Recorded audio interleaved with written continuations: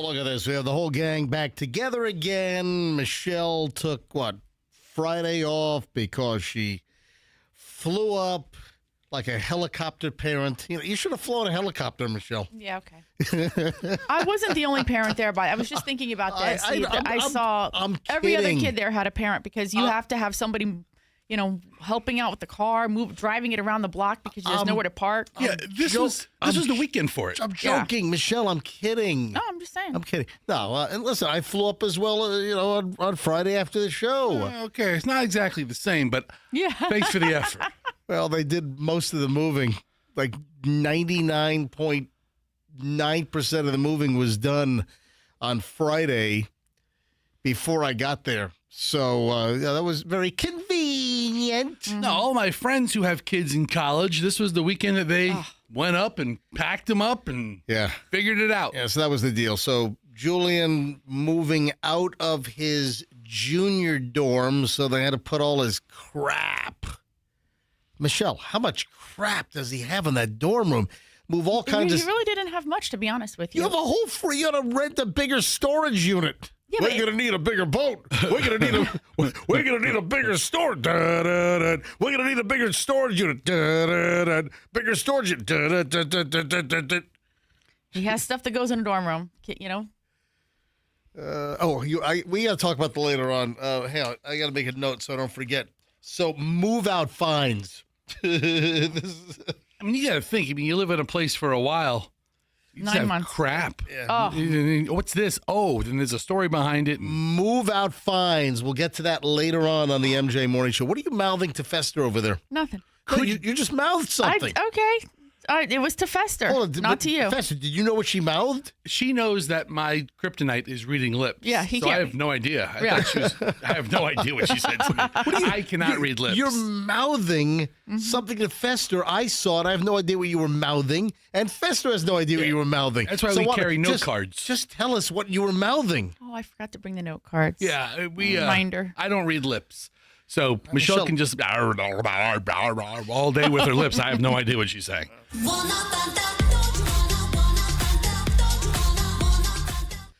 So Fester says to me at the end of the show on Friday, hey, remember that old Fanta jingle?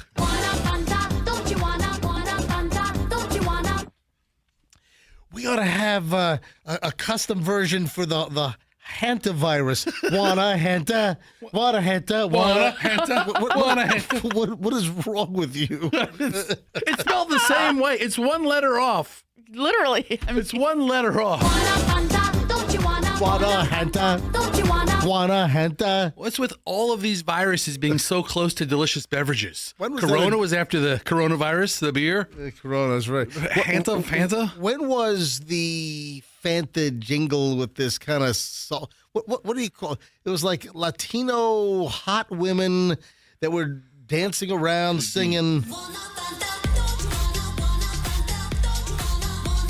Yeah, when was that? When was this? Like 15 years ago? 2007. Pretty close. The Fantanas was the name of the Fantanas. The fictional she group of Latinas that was from 2007.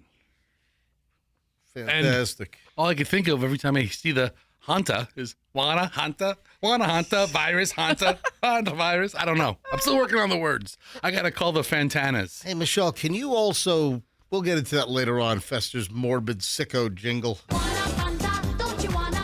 Hanta? Wanna Hanta? It does make it sound fun. Oh, right? Yeah. The Hanta virus. They're stuck on a boat. And I've been on cruises before, and they like to party. Poor bastards. We'll try to brainstorm a little more. You make a pitch. Doesn't Coca-Cola own the Fanta brand? Yeah, Coca-Cola owns Fanta. Yeah, I think so. Yeah. Well, why don't you drive up to Coca-Cola headquarters are they still in Atlanta? I think so. Why don't you drive to Coca-Cola headquarters in Atlanta? Why don't you make this pitch? Yeah. Wanna Hanta virus? Wanna Hanta? Listen, they should get in front of it before it takes over the world.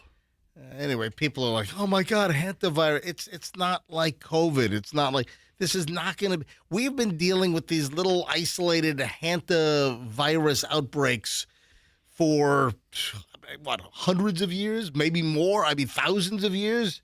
Yeah, this is not like some new thing that, came out of some lab in Wuhan. This is a known quantity. And, hey, just load up on ivermectin. No, I'm kidding. All right. All right. I brushed my teeth with ivermectin this morning. Did you? No, I'm kidding. Good. Ivermectin. 6:07 at the MJ Morning Show. Oh, my God.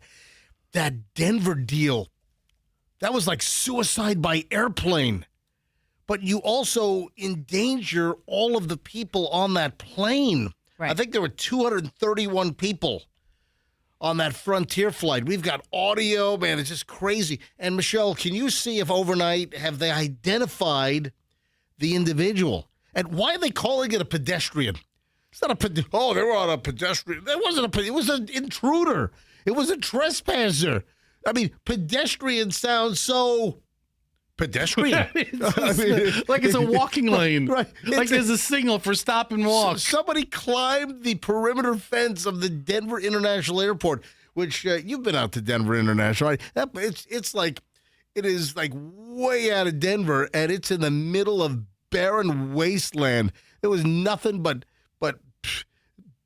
barren land for miles and miles. Oh, let's stick an airport out here, which is, they needed a lot of space. And it's humongous. But the horror show, yeah, there's a lot of observations on this thing. And my God, it looked like some kind of tomato puree. Did you see the pictures, the images that people took as they're getting off the plane? That's a whole different deal. I mean, so many things to comment on the evacuation of that Frontier flight. And it was late on Friday night. It was like just minutes before midnight. And this thing happened. It was like Friday night, almost Saturday morning. That's crazy. What a crazy freaking story. I guess I can play. We'll get into this later on. But I guess I can play just a little bit of the audio. And you can hear at the very front, this is like the longest chunk of the audio that you're going to hear. A lot of the news outlets, they trunk. What do you say? What do you say? Oh, Andrew says don't use the word chunk. Oh. Yeah, that's a good point, Andrew. Yeah, maybe I shouldn't say chunk because there were chunks apparently. But listen to the pilot. He's like, oof, listen. Dollar. I mean, that's like the pilot of the front. I mean, that must be like they're still trying to jam this plane to a halt, to abort takeoff. Dollar, Frontier, Frontier 4345. We're stopping on the runway. We just hit somebody. We have an engine fire. We just hit somebody. We have an engine fire. And I've got another 45 seconds, but I don't want to get too late here in the opening. I'm going to play the whole audio bite later on. But that is nuts. And, people have done this before. I mean, there's like a list of like people that, I don't want to live anymore. Let me go to the airport and throw myself in a jet engine. I mean, there's been accidental ingestions. There's a list? Oh, yeah. I've got a couple of examples in just the last couple of years. Okay. Oh, yeah. Yeah. All right, we got a loaded show today, folks. Are we gonna float Fester the Whale? Dude, I think it's so brilliant. I think it's so brilliant. This is not my idea. This is Fester's idea. We need some help though. We can't do it. No, of course. Obviously, there's a natural resolution here.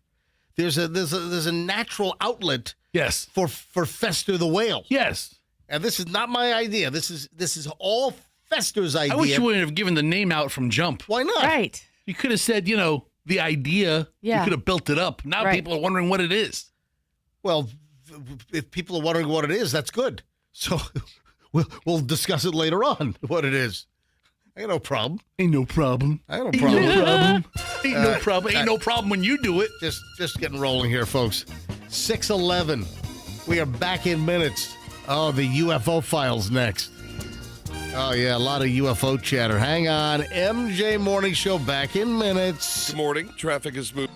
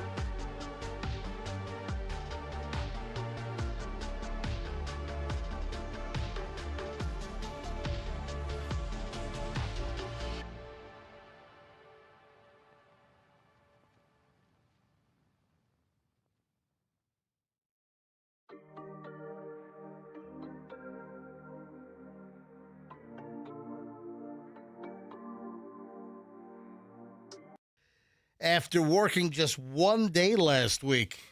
One day here. What a great way to use vacation days, Andrew. Hey, turn your microphone on. Did you put in a ticket for your awful-sounding microphone in there? Let's see if it sounds any better. I don't know if it sounds better or not. Oh, it does. It sounds a lot better. Listen, I think buttons get pushed in there, and it asses up your mic. By the way, everybody uses this room. Hold on, Michelle. What do you... What's that even mean? Why'd you do a face? Asses up this mic. It did. It takes a perfectly normal sounding mic and just makes it sound like ass. Makes it sound like ass. Yeah, to ass it up. Ass it up. Have you never heard that before? No. I just made that up. Isn't that by CNC Music Factory? What, ass it up? Yeah. Yeah, I think it is.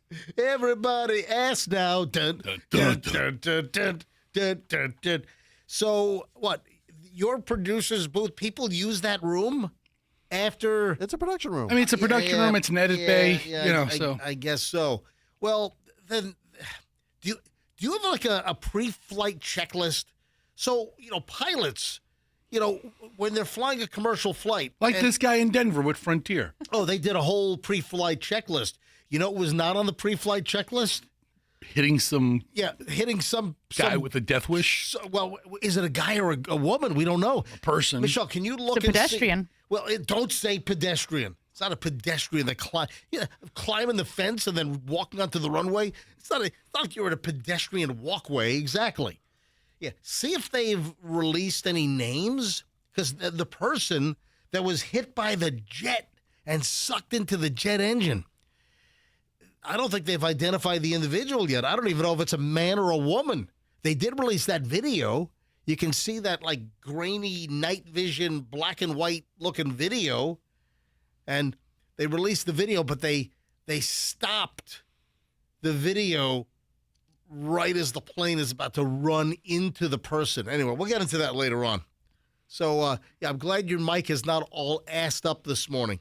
Thank you. Before I get into the UFO stuff, so Andrew was out last Monday and Tuesday. Monday and Tuesday, that was a vacation, romantic little trip to Disney. Right. And then Andrew came back last Wednesday to help produce the MJ Morning Show. And then, boom, instant knee surgery. How long was this knee surgery scheduled? It was scheduled months in advance. All right, but did you not know you were going to take off Thursday and Friday? I did not. So why did you suddenly have to take it off then?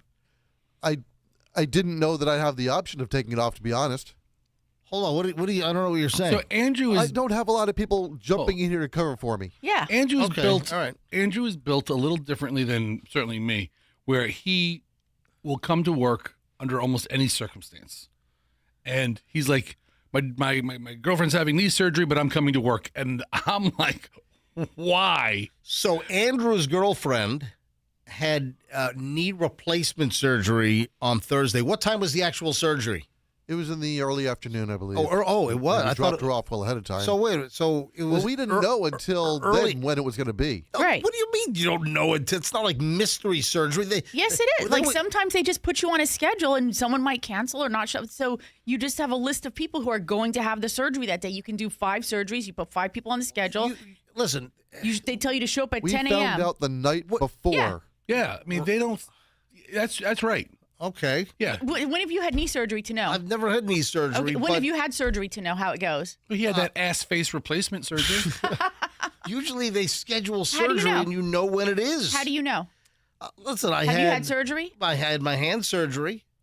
That was an emergency surgery that was where they said, we'll take you today. That was an emergent situation when I had a Canary Island date palm spike quill break off in my hand. Yes. Much different. But Exactly. Here, I broke my thumb there. I have a metal plate in my thumb. great. That was sort of emergent as well, wasn't Exactly. it? Okay. But this is a scheduled procedure. They have scheduled times, just, like appointments. And you come in, it's going to be about 2 hours or however long it is. So she was in the early afternoon. How's she doing after knee replacement surgery? She is struggling. She is? Yes. Is she all pilled up? No, Is she well, gonna, is what she she gonna- can take. Which drugs did they give her? That's right. She doesn't take medicine. That's right. She's allergic to opioids. Is that it? Opiates. She's The word's opiates. opiates or opioids. You can say both. They're both acceptable. You guys can Just argue like about fentanyl, yeah. You guys can argue about that no, later. it's not. No, it's All right. it's not the same as the people mispronouncing fentanyl. Don't lose the forest for the trees here, guys. It's fentanyl. Okay. Okay, so she's not doing well in her recovery, is what Andrew said? Is that what you said, Andrew? Yeah, she is struggling. Okay. So she's allergic to painkillers that are of the opiate or opioid variety. Is that correct? Correct. So Is she taking what? Aspirin? There are medications she can take. They're just not nearly as strong. All right. has she tried weed? No. Oh. Well, if you need some, I got a friend I can call. Yeah, I'm sure you do. Froggy. They used to work on this show. Yeah, I'll call Froggy. No, but so, I mean, Andrew's actually conflicted about being here today. I mean, she's not alone right now. She's with somebody to help her, but, his mind, although he's doing everything he can for the program, his mind's there. And he's going to try to get out of here as early as he can today, which absolutely, I mean, in all rights, maybe he should have another day or two off to make sure that whole situation's fine. So what, are you giving him more time off now? I am all for taking time off. Listen, I'll tell you, anything I have. Hold on, why the hell is your tongue blue? Oh my God! Hold on. Andrew knows why. Stick your tongue out. Show this on MJTV. No, get close to the camera. You don't have to get close. Why is your tongue freaking blue? You're like an 8-year-old. The less you know, the better. Yeah, the less you know, the better. The less instead of the more I know, it's the less I know. All right, I'll tell you. Andrew, were you on the air when you said that? Yeah. Andrew says the less I know. So I'll tell you. The less I know. One of the radio stations here always has a party. Always. You know which one I'm talking about. Yes. They always have a party. Right. I don't know what went down either Friday or over the weekend. Why is your tongue blue? Just tell me. They have this whole sheet cake that's like 3/4 eaten. Hold on, you're eating sheet cake from late last week, and it's sitting in the lunchroom? Well, that's the question. I don't know if it's from Friday or if it's from like Sunday. It's not. This place is abandoned on the weekends. Or there could have been a fiesta. This place is a ghost town. There are tumbleweeds going down the hallway That's here on what the they're weekends. hoping you would say, because we do have a weekend cleanup crew, and it did make it through the weekend. Whatever. So I'm like, I'm just going to sample the whipped cream topping, and it's like a blue cake, and it's like heavy blue dye. So I have like blue dye. I had to suck it off my hands and off my fingers. My tongue's still blue. All right. We got to talk about, the UFO files. You've been going through these things? Oh. Yeah, the governmental release, and apparently it's like just a fraction, and some of the naysayers are saying, oh, they released the stuff that's, kind of rudimentary. They're really holding on to the really, really good UFO stuff. The Pentagon's UFO website had 340 million hits in the first 12 hours of the release of the UFO files last week. Phone home. Yeah, so 340 million hits. Yeah, this is a digital dump. Includes hundreds of documents, photos, videos of unidentified anomalous phenomena. Yeah, and the Department of Defense, Department of War, whatever it's called, they released this late last week. Massive viewership on the website. Yeah, the president put this out. Based on the tremendous interest shown, I will be directing the Secretary of War and other relevant departments and agencies to begin the process of identifying and releasing government files related to alien and extraterrestrial life, unidentified aerial phenomena, which is UAP now. Instead of UFO, it's like UAP. Oh. And unidentified flying objects, that's UFOs, but they're using UAPs mostly. And any and all other information connected to these highly complex but extremely interesting and important matters. God bless America. He didn't write that. All right, so massive response to this, and of the things of note, and I'm going to tell you about somebody saying, "Oh, this is child's play what they released." UFO witnesses reported seeing 4-foot-tall crewmen wearing spacesuits and helmets, according to the files. Mysterious sightings. 3 to 4 foot tall beings decked out in spacesuits and helmets, reported by witnesses decades ago. This account is included in an internal FBI memo dated October 19th, 1966. And the subject line, unidentified flying objects. They claim that 1965 was the year of the greatest number of UFO sightings. 1965. Wow. 61 years ago. The most shocking revelation of the memo came from a witness that reported seeing crewmen who had landed from apparent UFOs who are described as 3.5 to 4 feet tall wearing spacesuits. Okay. Yeah. How do they know what a spacesuit looks like? Yeah, I'm telling you right now. This person was on hallucinogenic drugs, or they were drunk off their butt. This was, yes, little aliens, 3.5 to 4 feet tall. I'm on the war.gov/UFO site, and it's just a bunch of PDF links. Yeah, the memo focuses on the book Flying Saucers, Serious Business by Frank Edwards, who described as a contributor to the growing fascination of UFOs. The memo details Edwards' eerie claims that UFOs were space vehicles sent to observe activities on Earth. And listen, this guy did a book. Of course you had to come up with crap for your book. Anyway, am I convinced that with this UFO dump? The Gemini 7 astronauts spotted a brilliant body with trillions of particles more than 60 years ago in space. Yeah, astronauts aboard the Gemini 7 space mission, they reported seeing a bogey, unidentified object, with one describing it as a brilliant body, trillions of particles. NASA astronauts Frank Borman, he went on to become the president of Eastern Airlines, and Jim Lovell detailed the rare sighting to Mission Control, and their observations were recorded in a transcript made public on Friday. We have a bogey at 10 o'clock high, Borman radioed on December 5th, 1965. When a NASA official questioned whether Borman was describing the Gemini craft's own booster rocket or describing a natural sighting, he answered, "We have debris up here. This is an actual sighting."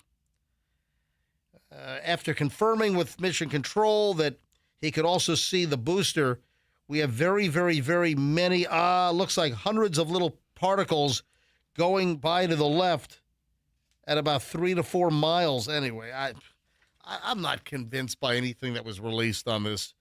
Oh, and then some of the UFO experts out there are saying, this dump is awful. They're holding on to so much more information because we can't handle the truth. Yeah. UFO expert says government is still hiding lots of information from us, and we couldn't handle the truth anyway, is what he said. That this was like a little kindergarten dump compared to what the government is really holding. Still in the files, not yet released. Anyway, so that's the latest on the UFO crap here on the MJ Morning Show. Morons in the news next. Yeah, killer pile of morons moments away here on the MJ Morning Show. If your garage door has a probs, if your garage door is busted, you know, the number one busted item on a garage door is the spring, the tension spring. And if your spring has sprung, you get a hold of Banco. Banco's the best. Listen, hands down, I don't let anybody touch my garage doors. And, you know, Banco is a true local company. You might hear other companies say, oh, yeah, we're a local company. Now, there are companies out there, there are other garage door companies out there. They're owned by massive, huge, big private equity. And, you know, they're based in another state. Yeah, sure, they've got local folks, but you want real, true local. Yeah, you don't want loco. You want local. If you want true local, you want Banco. Because Nick Banco, the whole team there, this is a local company, been in the Tampa Bay area, founded here over 40 years ago, right here in the Tampa Bay area. Banco is the best. The only ones that I let touch my garage doors, Banco, broken spring. You want to update your technology. You want the latest, greatest LiftMaster garage door opener with video cameras. You can see video. You can control the whole garage door on your phone via app. You know, you leave for work. Oh, my God, did I leave the garage door open? Just look at your app. It'll tell you if it's open or closed. You can see video. And if you left your door open, you just push the button on your app, your garage door closed. Same thing if you need to open it for somebody. Just do it from the app. Simple as that. Any garage door issue, folks, it is bancodoors.com, bancodoors.com, and tell them that MJ sent you. The Kemp Law Group is your one-stop shop for slips and falls and accidents. You know the slogan, accident or fall, you call Kemp Law. They dial right in. They preserve the evidence. See, if you're in a car crash, for instance, or maybe it's a slip and fall, you don't want evidence to spoil, evidence that could be very beneficial to your case. So like I say, if you're in a car wreck, call 911 first. Yeah, 911, what's your emergency? Yeah, some jackwagon just rear-ended me or someone T-boned me. Call 911 first and then call the Kemp Law Group second. Accident or fall, you call Kemp Law. Tell them MJ sent you. Traffic's on. Morons of the news next, MJ Morning Show. Heavy volume on I-4 westbound from Memorial.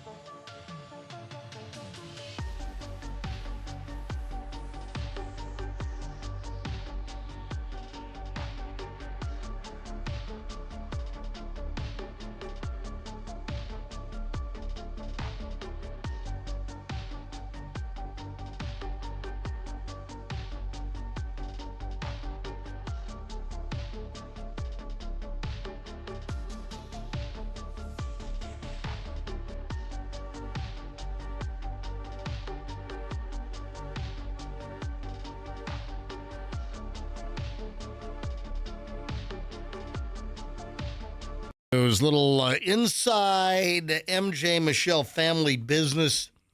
Did you see the family group text? Chloe texted last night, please make sure I'm awake at 6:30 a.m. Julian then fires back in the family group text, there's something called an alarm clock feature on your phone. Have you guys called her? I was going to call her. It's 6:43, so it's 13 minutes past 6:30. Let me dial up Chloe, make sure she's awake. I guess. Does she have an exam today, Michelle? Looks like it. Really? Yeah. Calling the closter. Let's make sure Chloe is awake. Okay. There really is things called alarm clocks. She can set an alarm on her phone. Yeah. Yeah, she just needs a backup. But she not answering now?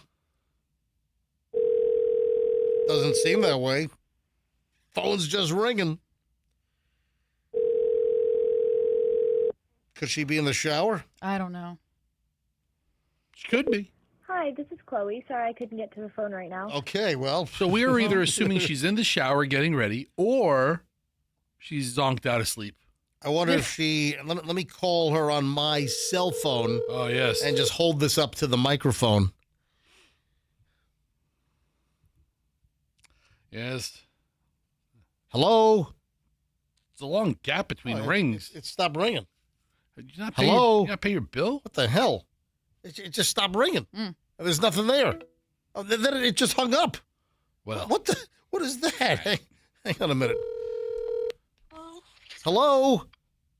Yeah. Are you sleeping? Yeah. You gotta get your ass out of bed. Yeah, we're live on the air, by the way. Hey, I called you from the studio line, and you didn't pick up. Then I called you from my cell phone first, and it just stopped ringing. And now here we are. Chloe, you said you wanted to be up at 6:30. Okay. It is now 6:45. Okay. Do you have you sound exasperated. Were you running in your dream? I don't know. No. You know what I was doing just now in my dream? What? Taking an exam. You were taking an exam in your dream? That's a nightmare. Yeah, but it was a torts exam. It was a torts exam? Yeah, I have property today. Oh, you have property. All right, so you have a property exam at what time? 9. Well, you better get up. Are you ready for your exam? I don't even know what ready means anymore. All right, are you ready for your do you know property law, or at least the material you need for the exam? I think so. All right, well, get up now, okay? Does Mom need to check on you in a few minutes? Probably. No, I'm up now. I don't know All if right, I trust that. Get the hell up. Good luck with your exam, okay? Okay, thank you. Bye, Chloe. It's Chloe up at law school. There you go. Sleeping. Late. Will she be happy to get one? Michelle, you were in law school obviously some time ago, and what's 1L? What's the first law school year like? Miserable. I mean, just. What was that word you guys? I don't even know. It's miserable. Yes, it's exactly what it is. Miserably. It's like you started the word out fine, but then halfway through you had like a sip from like Bill Cosby's cocktail. You know what? First, miserable. Okay, first of all, it's a Monday. Yeah, it's miserable. It goes. I mean, the whole thing is just a miserable experience. Yeah, it's miserable and it's miserable. Yes, I can't. I mean, I don't even know how to say it. It's almost like you were saying miserable and misery. Yes, all at the same time. Miserable. Because I was thinking about how she's feeling right now. She feels like she's miserable, and the whole experience is misery. And you were talking about how does it feel after you get past your first exam, or when you get one exam behind you. She has 2 this semester, so she'll get this one done, and then she'll feel so relieved, but there's another one coming. Got the morons in the news. First one out of California. So thieves pull up to a driveway, hook their truck up to a boat, and just drive off with it. Yeah. Listen to this. You got to have a ball cover. A pair of, or a hitch cover. Well, they have those locks. Yeah. They have those, and they're supposed to be very tough to get off. They're very difficult. A ball hitch lock cover thingy dealy. A trailer keeper. Yeah, man. Yeah, you know about this. You're in the RV biz. Look at all the houses. Look at all the houses in the area that keeps their boat in their front yard or on their side. I'm surprised more boats don't get stolen in this area. Listen to this. Honestly. A pair of thieves jacked a California owner's boat right out of their driveway in broad daylight. Guess what? They had it coming right back at them. The owners tracked the boat down themselves and stole it right back. Isn't that great? It was a striker bass boat and trailer stolen last week from a home in Fresno, California, according to Fox 26 television out there. Surveillance footage captured 2 masked men backing their truck into a driveway, hooking the boat to the rear of the vehicle, and just ripping it right out of the driveway, hauled it right off. They didn't have the boat for long. The owners were tipped off by some community member who believed they spotted the missing boat. I guess they got the story out there on social media and on one of the neighborhood apps. They have some clear photos of the guys stealing the boat. Oh yeah. What is that? Is that an old Suburban or an old Tahoe? That's what it looks like. Yeah, it looks like an early 2000s Tahoe. The old square doors, the rectangle doors. All beaten to hell. And they just hooked this boat up and just gone. After receiving photos, they confirmed that, it was their stolen boat parked at an apartment complex.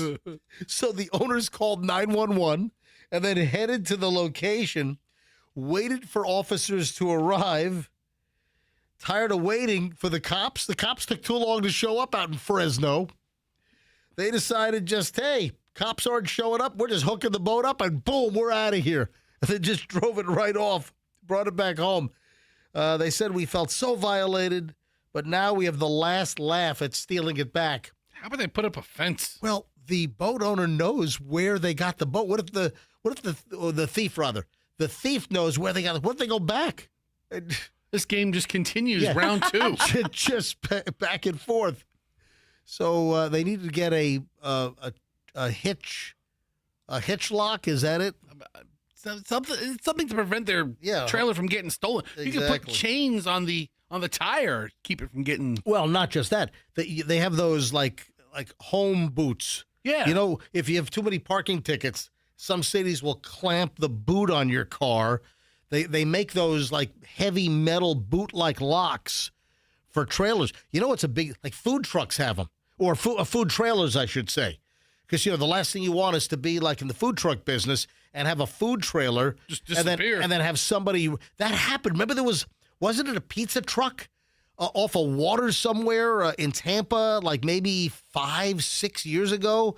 Yeah, I don't know if it was ever recovered, but it was I think a pizza truck or a trailer, and they show up the next day and it's gone. I don't know if it was ever recovered. A lot of these guys put them in storage lots or put them on other property to keep. Yeah, I'm looking online. You could buy a boot for as little as $26 on eBay. Yeah, man, look at this one. I don't know if I'll trust that. Oh, there's one at Home Depot for $36. Yeah, it just clamps around. It's just metal and clamps around the rim. Yeah. I would do some research and make sure you're buying a good one. Buy a good one. Yeah, Right. you have a false sense of security, you know? What do you do if someone turns off your Wi-Fi? I mean, if you turn the Wi-Fi off at my house, There's only one answer here. you find them and you burn down their house. Right? Well, you're close. No, you beat him over the head with a bat. Yeah. This is out of Kentucky. A guy's accused of attacking two people with a baseball bat after they turned off their Wi-Fi. Jonathan Gross, 44, allegedly went to the apartment threatening to kill the pair if the internet didn't work by the time he got back to his room. Oh, so he was stealing somebody else's Wi-Fi. Hang on, let me get.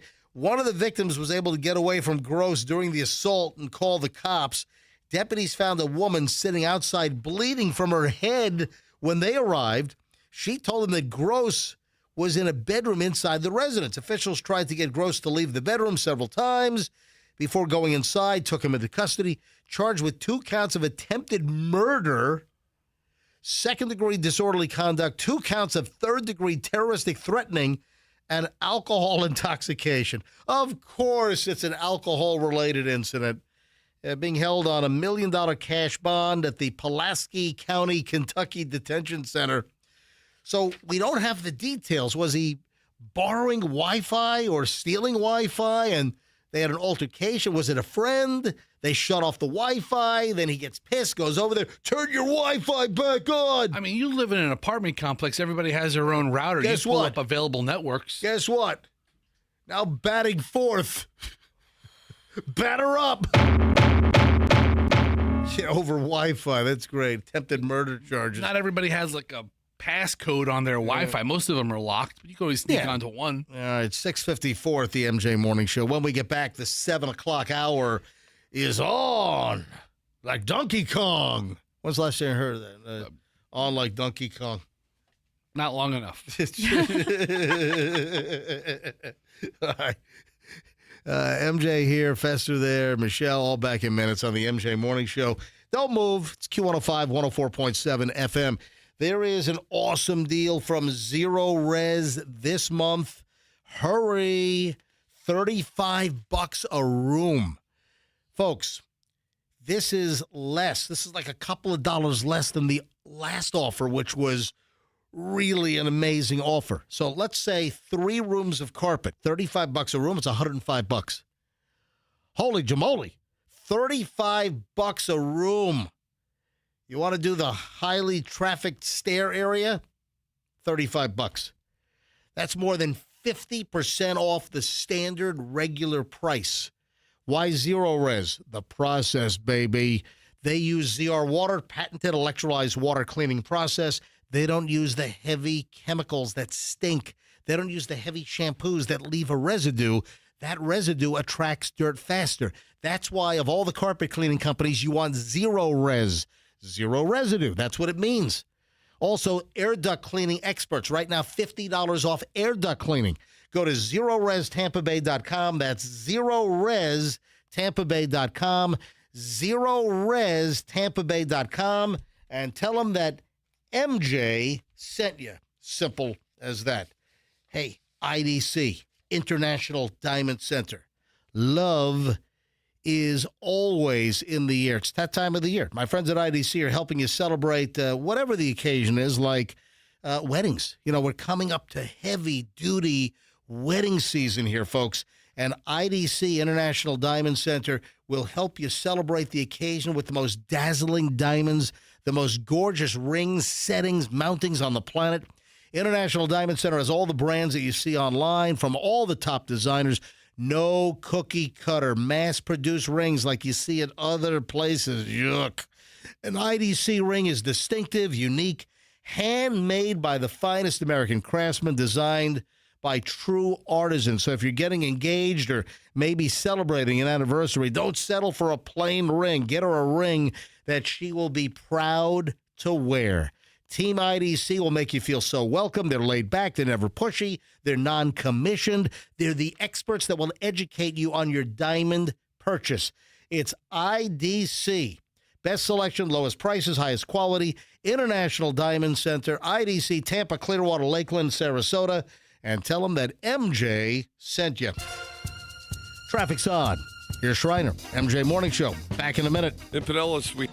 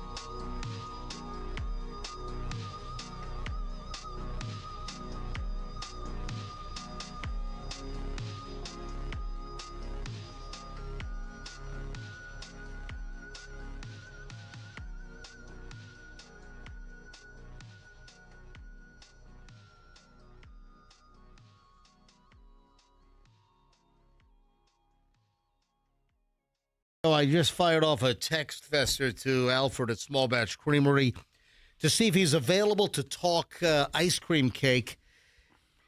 Fester, this is not like some kind of a slight where, Listen, this is a great idea. And this is, was this your idea or is this a listener's idea? No, it was mine. I thought of it when I was just like, oh, I saw the other one. And then I was like, wait, well, hold on. My question is, if we do call it Fester the Whale, is that going to be like a copyright or a trademark violation? I mean, so the short answer is yeah, privately. Michelle, possibly. Can you see if Carvel still has a registered trademark on Fudgy the Whale? And can they cite like marketplace confusion? Do you think Carvel's going to go after us for the Fester the Whale cake? I think Big Carvel could potentially. What are they going to do? They don't go after you day one. I mean, we're only going to do it between like now and Father's Day. You know, it'd be like a limited run. What do you mean limited run? I mean, listen. No, the Fester the Whale cake should be a year-round thing. No, I'm thinking it's a limited run thing. I'm not thinking. drive the traffic for Father's Day. Oh, Andrew just said in my ear that we could just do Fester the Manatee. Yeah. No, but it's no, because Fudgy the Whale is so you're as a play. You're admitting that you're using the goodwill of Carvel for your cake idea. Is Carvel still in business? Yes. You know what? They are, and they're big up in the Northeast. There are lots of Carvels like New York, New Jersey, Connecticut. You know, I think I read that a Carvel, we used to have them here. We used to have one in Tampa. We used to have one. Yeah. I don't think there are any in Hillsborough or Pinellas County any longer, but I did see, or I read somewhere, or maybe I dreamed it, there is a Carvel opening in Sarasota. Oh. Yeah, I thought, Michelle, look that up. I thought I saw that. Oh, wait a second. Andrew says we do have them in the area. I might be sadly mistaken. Andrew, please correct. Oh, there. There's one in Channelside. Oh, hang on a minute. Oh, wait a second. I'm sorry. Wait a sec. Hang That's on a minute. inside the Thunderdome. Okay. No, Thunder. What's it called? It's the Ice Palace. It's the Ice Palace. The Ice Palace. It's the St. Pete Times Forum. Carvel has a location on Sheldon Road in Tampa. All right. And so say it again, Andrew. Oh, turn your microphone on. All right. So hold on. What? According to Google Maps, that one is permanently closed. That's Sheldon Road? Yeah. So where the hell in Florida, most of the Carvel locations are on the East Coast, like Fort Lauderdale, Miami. Okay, here's from the Carvel site locations. They're all on the Atlantic there's side. nothing. That's like I said. I didn't think there were any Carvels here any longer. There's two in Orlando and one in Sarasota. Well, that's the Sarasota one. I think just opened or it's about to open. Okay. Yeah. So Fester the Whale cake. And they sell like the cakes like at supermarkets also. Carvel has like a distribution presence. Exactly. So they're not, out of business, but. Right. So Alfred at Small Batch Creamery is making an ice cream cake that'll blow you away because it's the most premium of premium homemade ice creams without all the fillers. You look at an ingredient list for Alfred's ice cream, and there's none of the junk that's in other like store-bought ice creams. All the crap and the fillers and the emulsifiers and the gums, carrageenan and guar gum and polysorbate 80, Johnny. All that crap. So, Fester the Whale cake. I just don't want to. I just don't want to get sued, I think we're going to get sued. That's going to happen. But what's going to happen is, well, if it's a limited run, you'd get a cease and desist. We get a cease and desist. Yeah. Then we stop, or we wait till like a second cease and desist. We push it as long as we can before there's actual litigation, or we have to hire a lawyer. Also, they might have. Do they have a patent on the whale shape, Michelle? No, you know what? I was just looking at it. Yeah. The shape can also be used for their Santa thing. Well, you know what? I don't know if they have a patent on that, but so it really just depends on how you decorate the cake. The shape is the same shape, I guess, that they use for a Santa cake, and then it just depends on how you frost it or icing it around and put the little stuff. How do they make Santa from a whale? Look it up. Okay. They're gonna have to put one of like those edible pictures of you on the head of the whale. It has to be distinctive. The Fester the whale cake. You know. Anyway, I'm thinking. Yeah, so maybe we just adjust it a little bit. I'm thinking a straight ripoff. Hey, so Michelle found something that is right up your alley, Fester. What's that? Class action settlements that you can claim right now with no proof whatsoever. That's a side hustle, man. Oh my God, That's a legitimate. You can get in on a class action lawsuit and have no real skin in the game. No proof of purchase. Exactly. No receipts. No proof necessary. I mean, this is like, what kind of class action is that? If anyone can jump in and maybe you haven't even used the product or service. Well, a lot of these class actions are so far after the fact. There's an amount of money awarded, and it's to who or whomever makes a claim. $87.5 million beef settlement is open. Yeah. No receipts needed if you bought beef between 2014 and 2019. What? If you bought beef at a grocery store between August 1st of 2014 and December 31st of 2019. We did. In one of 27 eligible states. Is Florida on the list?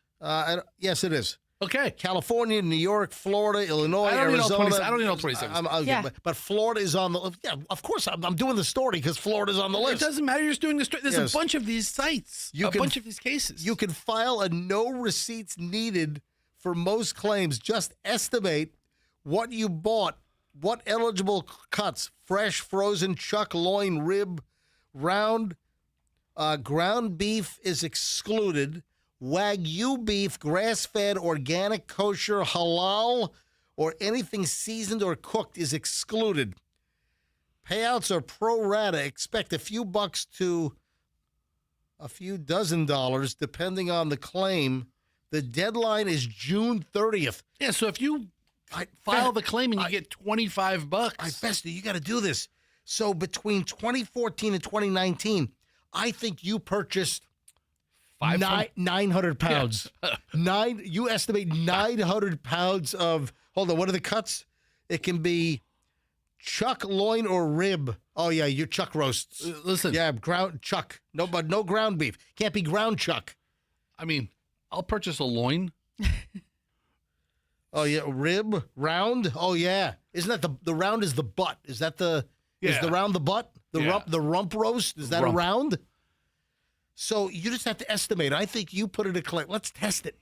You put in a claim for 950 pounds of beef that you bought in that 5-year span. Look, you type it. There's a website called Claim Depot. There's another one, class action lawsuits, top claim actions, and you can just find these open cases, fill out the information, and then they mail you a check. I read a story that it took the person 2 minutes to submit, and it's worth doing if you ate beef at home during those years.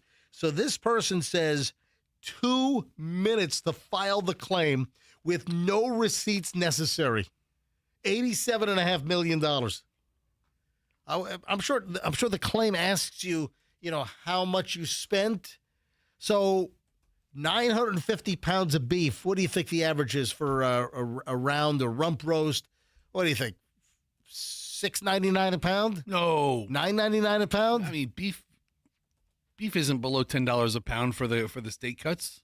Well, this is 20. Now, beef prices are very high right now, but you have to look at 2014 to 2015. All right. So you know what? Let me go with 950 pounds times. I'll go with $8.99 a pound. That's $8,540. That's your claim right there. Perfect. I'll take as much of that back as I can.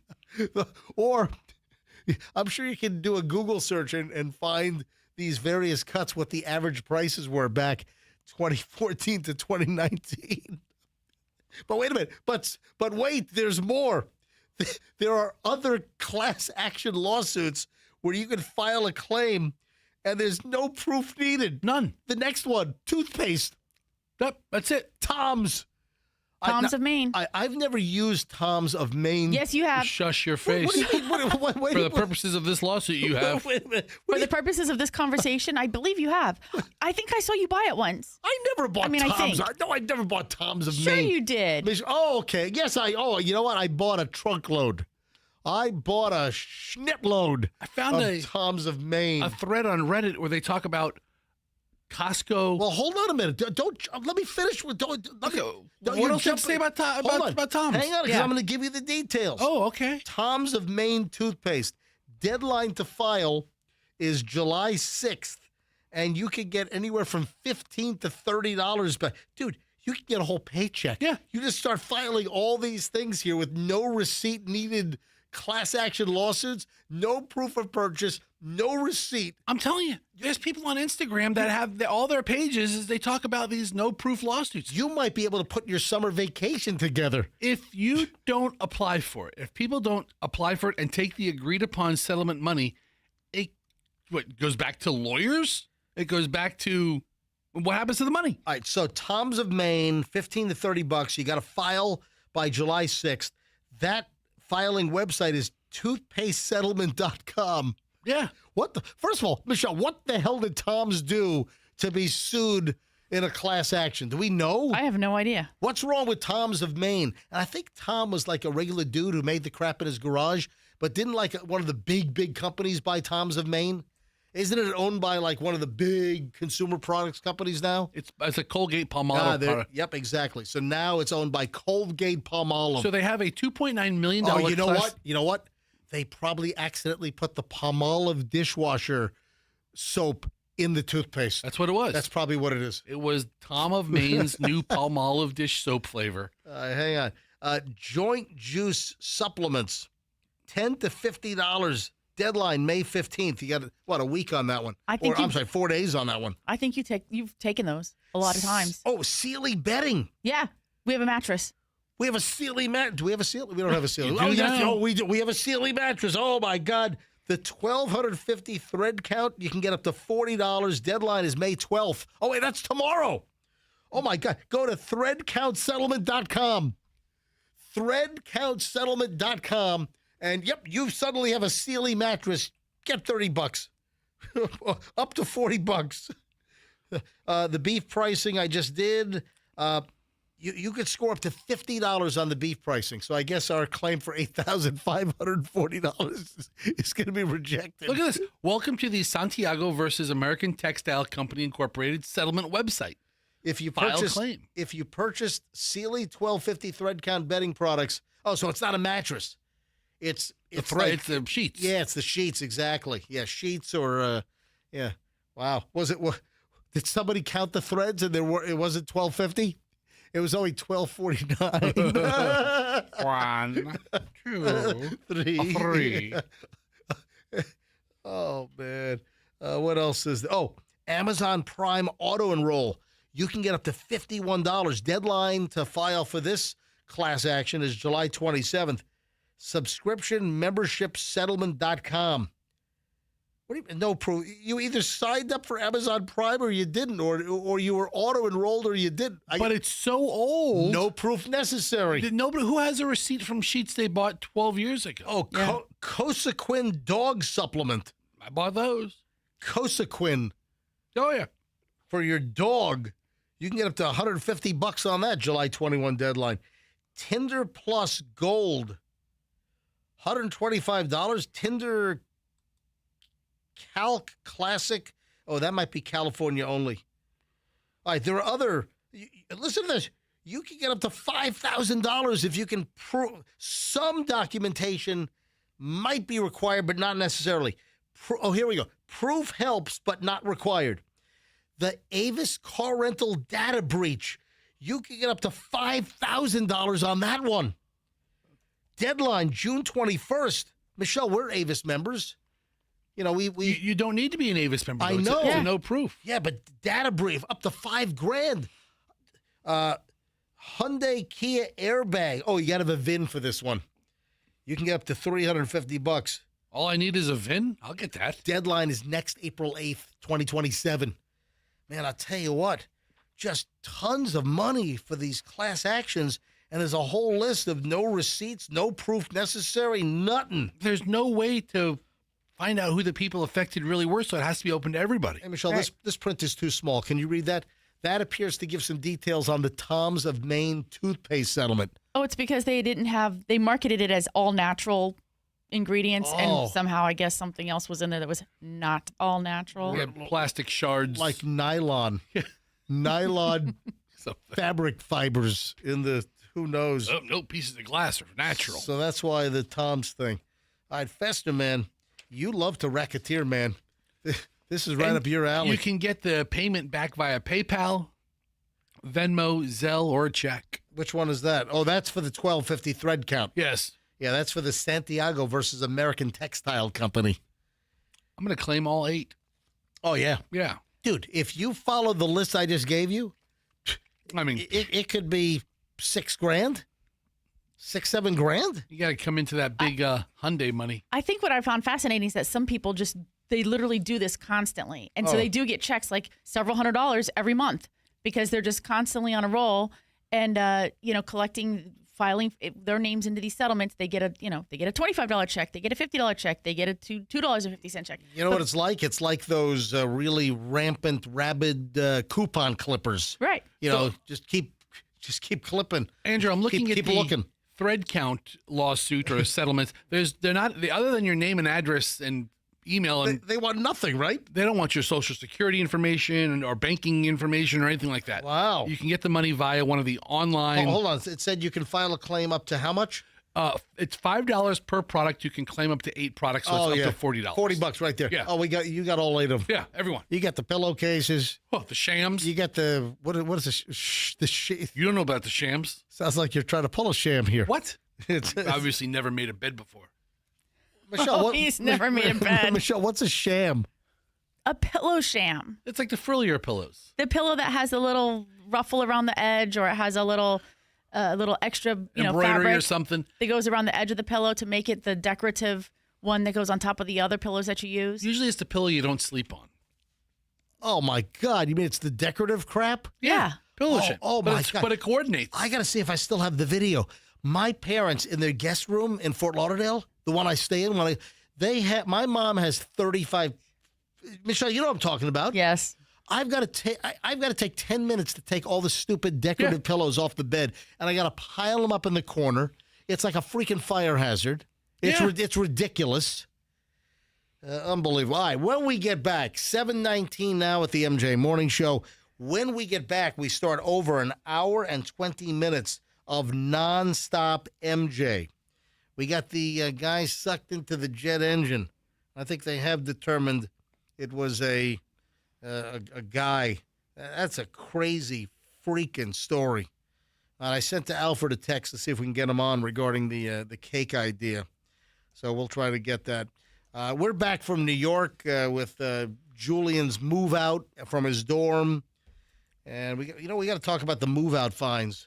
Man, it's crazy. Seriously, the move out fines, the crap that a massive dorm leaves behind is unbelievable. All right, we're loaded next, folks, and I haven't even scratched the surface of what's coming up next here on the MJ Morning Show on Q105, 104.7 FM. Oh, I got a foundation question for you, Michelle. We'll get to that coming up. You got to figure out what kind of foundation am I talking about. So this little quiz for Michelle coming up in just a bit. Hey, at Air Rescue, customer service is king. It is proven. It is delivered every single time. With Air Rescue, you're going to get a photo of your technician before they even show up. You can track them on the way. They put the booties on so they don't muck up your carpet. And if they are not there on time, you don't pay the diagnostic fee. There is an awesome offer right now from Air Rescue. So Air Rescue, just so you know, formerly Plan B Air Conditioning. Well, Air Rescue has been around for 70 years. But the same owners also own Plan B. And we advertised for Plan B for years on this show.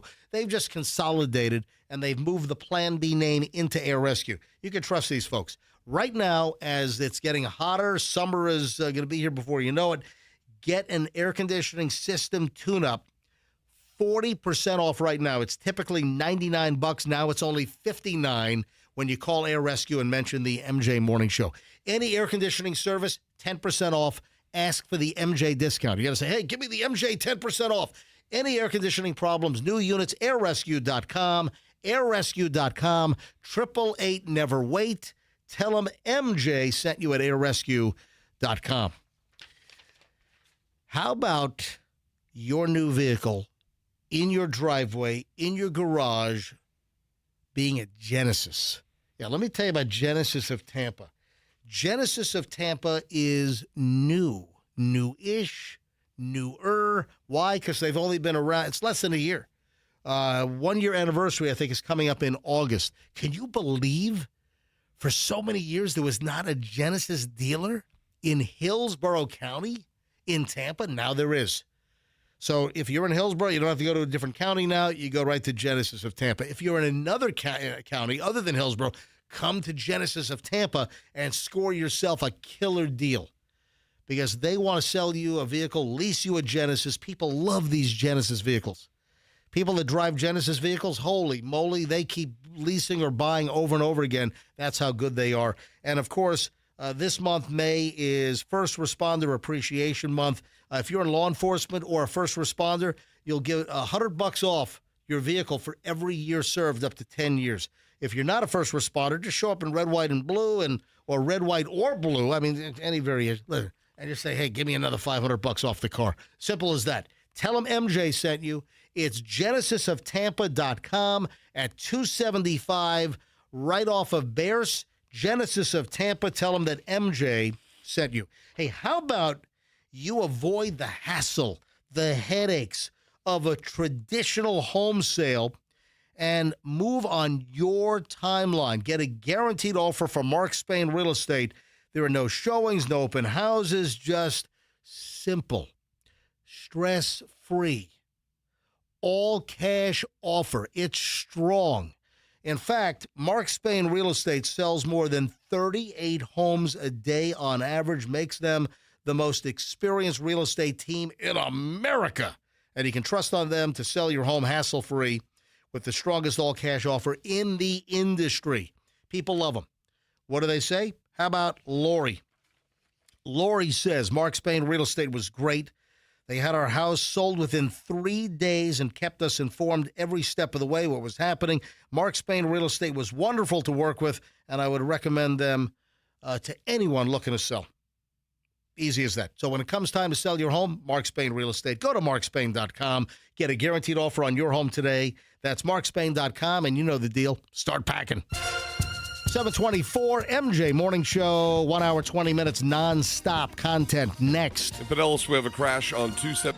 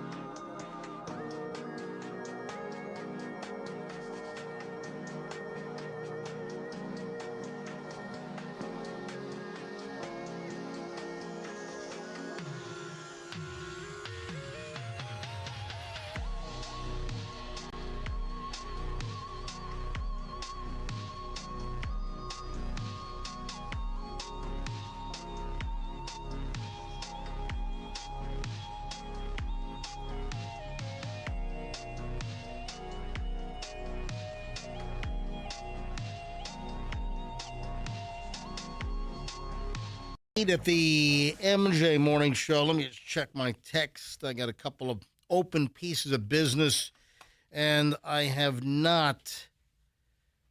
Michelle, why am I getting? I'll tell you what I got a text for. Why am I constantly getting charges to my American Express card for Apple Com bill? How many things? I have no idea. How many things does Julian have going on with Apple? I think one of the things he was trying to explain to you was when you sign up for like this Apple Care, because they both have 2 Apple devices, then it charges you monthly, and you automatically assume that they've signed up for some subscription, and that's really what it is. I don't know what they have going on, but they've got a jillion freaking app. $9.99, $19.99. I mean, every like a week and a half, I got to ask Julian, hey, what's this new Apple charge? What's going on? Fester, we've been back for 2 minutes. What's your problem? Come on, man. What? I mismanaged the commercial break. Yeah, clearly. Clearly, it's about a minute and a half. Hey, Michelle. 90 seconds. I've got a foundation question for you. What's that? Well, when I say I've got a foundation question, what immediately comes to mind? Let me just see if you're on the same wavelength as me. Makeup. You want to know what shade is best for you? No, that's correct. So, if I would have asked Fester, I've got a foundation question, you would have probably guessed I was going to ask a question about the structural integrity of the foundation of the building, correct? Well, especially the building that I walk into, because I've crumbled a few. Okay.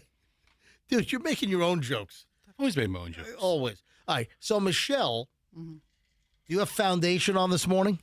I do. What type of foundation do you have on? Do you have a particular brand? Do I have a particular brand? Yes. I have one that I'm using right now, but it's not a particular brand that I'm not married to it. Well, what brand are you using right now? I don't even know.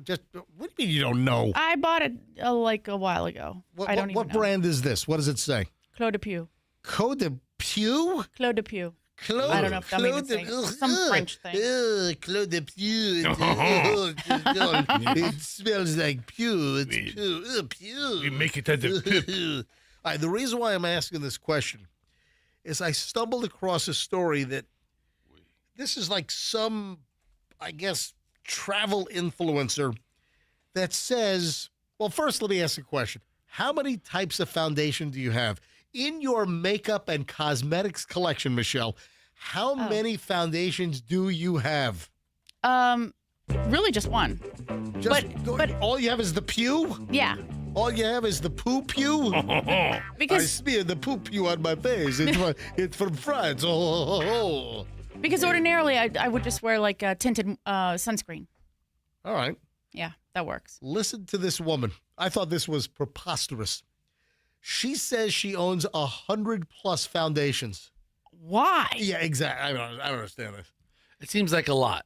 She says she owns more than 100 foundations and skin tints.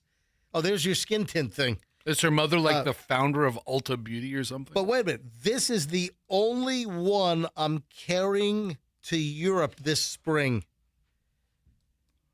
After blending and buffing what feels like the entirety of Sephora's lineup, the Milk Makeup Hydro Grip Hydrating Gel Skin Tint is the only one I trust. It sounds like a tongue twister. For this trip.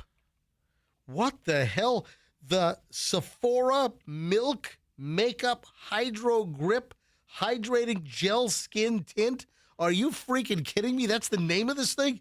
Yes, can you tell me where the Milk Makeup Hydro Grip Hydrating Gel Skin Tint is located? So you type in Milk Makeup Hydro and it's like my God. It pops up. It's like $38 at Ulta or Sephora. Yeah. On Amazon. Yeah. 38, so it's a price fixed at $38. When something has so many words in the title, I'm kind of like, what the hell? It's too much for me. Too much for my brain. I can't. Yeah.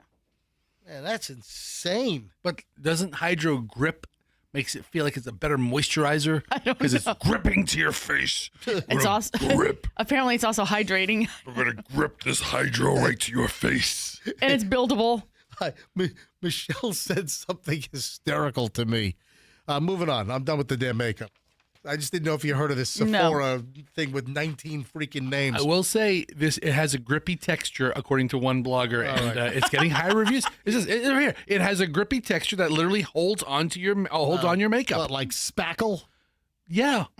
Like what's like compound? What are they? It's like joint compound. When that's what they use for drywall, right? Exactly. Yeah, that's what this is. Except it's for your face. Man, it's very grippy. I need a good drywall guy. I just got a couple of repairs. I need a good artisan drywall guy. Putting your fist through walls. I know. You and Meech get into it at night. Michelle slammed my head through the bedroom wall. Oh yeah. No, I have a couple of little drywall patches. I just need a good, solid drywall artisan. You know, Did you ever do that? What? Did you ever go to a buddy's house and there's like a big hole in the drywall? No.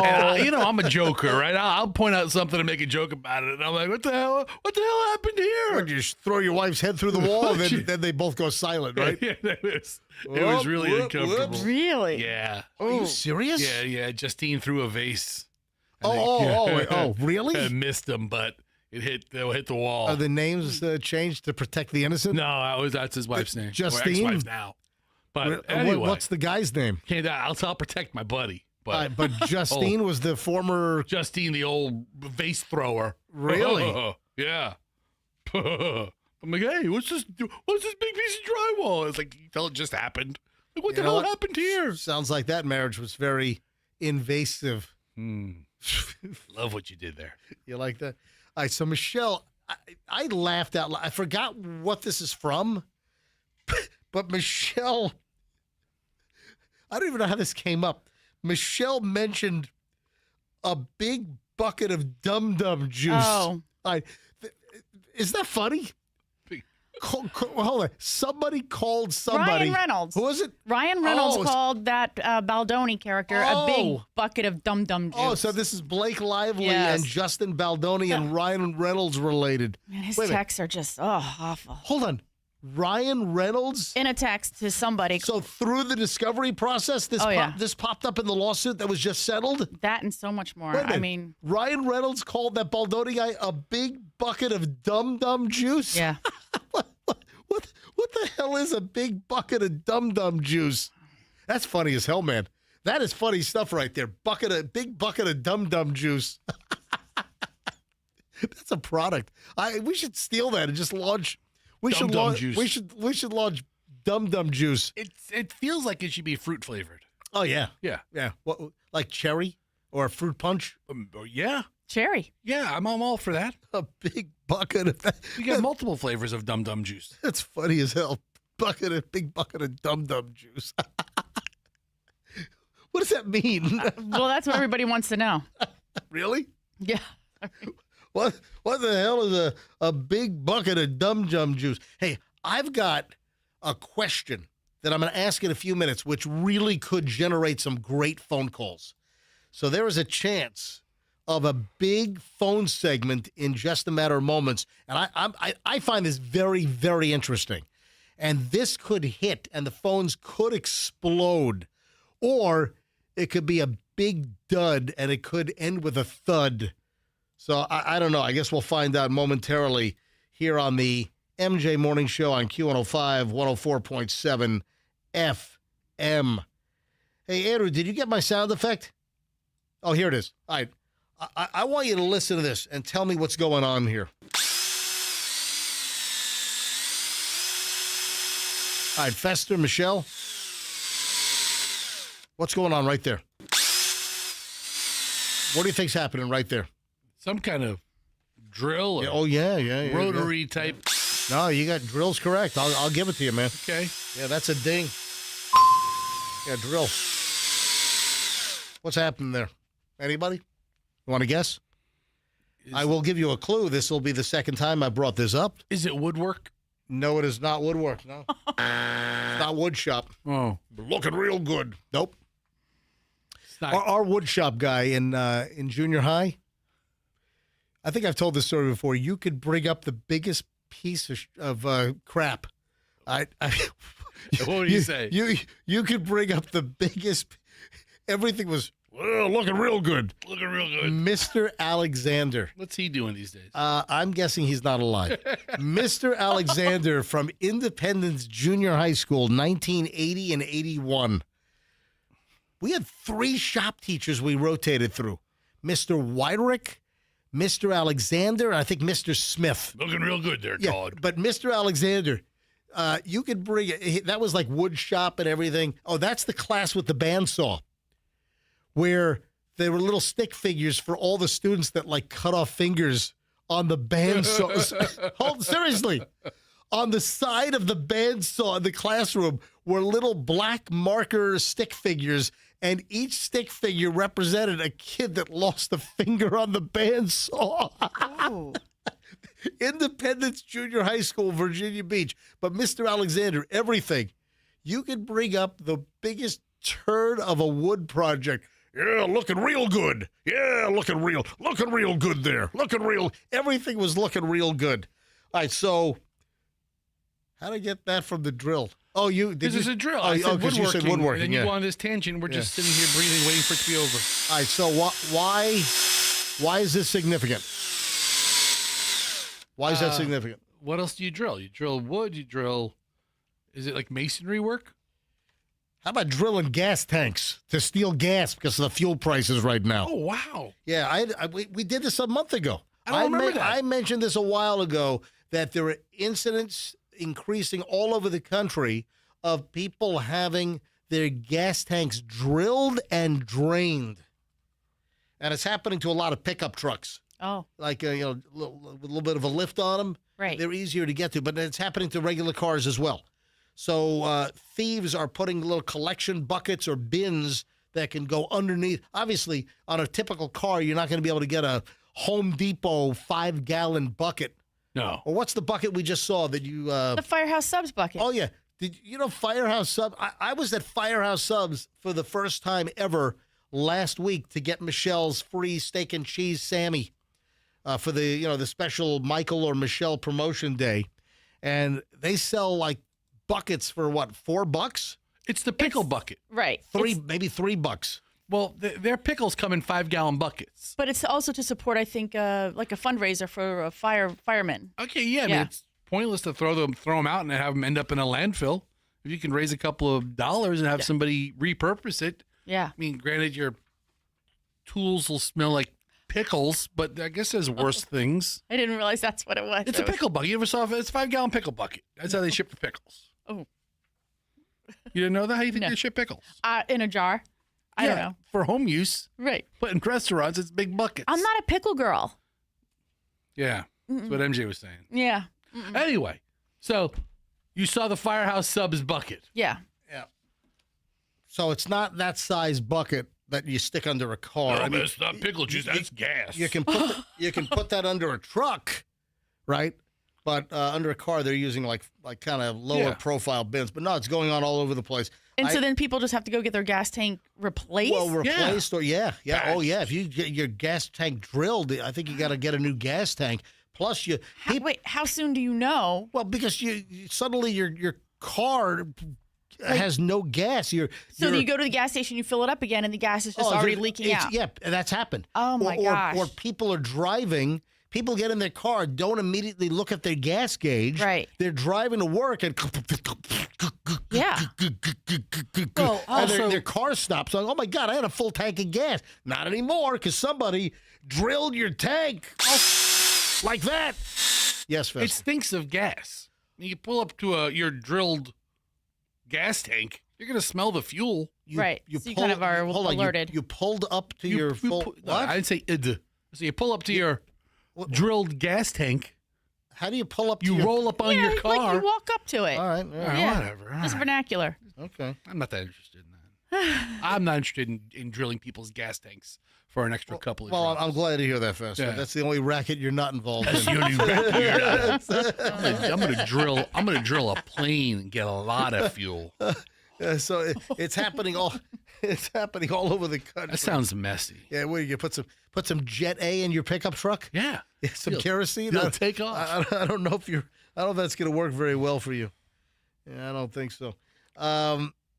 If you're driving right now to work if you're on the road right now, be very, very careful because the school buses are on the road. Now, granted, in the next couple of weeks, schools are going to wind down.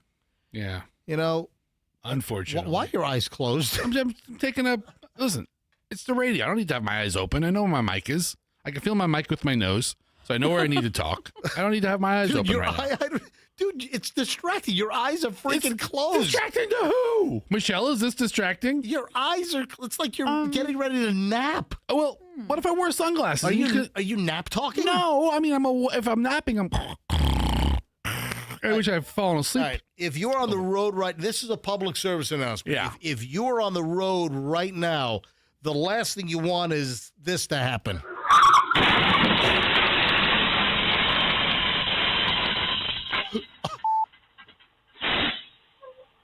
That's a hell of a crash. What happened? That is from a Ring doorbell. Oh, my God. A distracted driver. It looked like a Ford pickup truck. Distracted driver. This is up in New York State. School bus, big yellow school bus, flashing lights, stops in front of somebody's house to pick up a kid. So this is like it must be like a rural thing where the school bus stopped right in front of someone's house to pick up the kid. And I'm guessing the pickup truck driver was distracted, maybe looking down at their phone, maybe texting somebody. Public service announcement. This guy runs into the back of the school bus at what looks like 45 miles an hour. Holy crap. Yeah. Did you find the video? Oh, yeah. Look at it. Did you see this? And then the kid's on the porch. Looks like a high school kid. Looks like an older kid. Right. The father's comes out, and he's like, holy, and then you can hear look at this thing. If there were kids already on the bus, they were in those back couple of rows. Yeah, they were in a jam. Yeah, there were kids on the bus, and some of the kids were injured, but nothing severe. But this is a perfect example. You look down at your phone. You read a text. Oh, I just got an email. Let me read the email.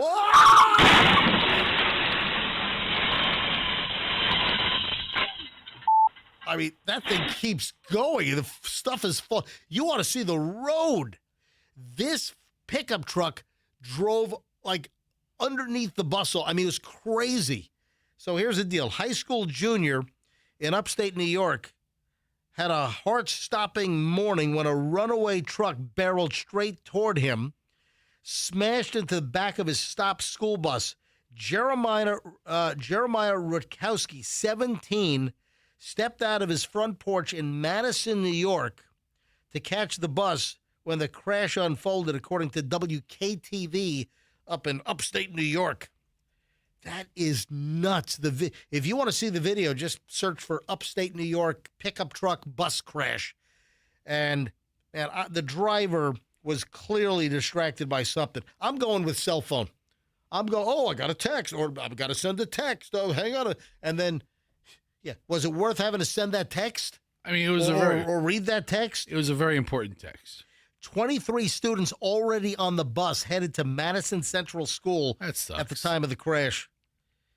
Crash involved 35-year-old Joshua Smith, who was distracted.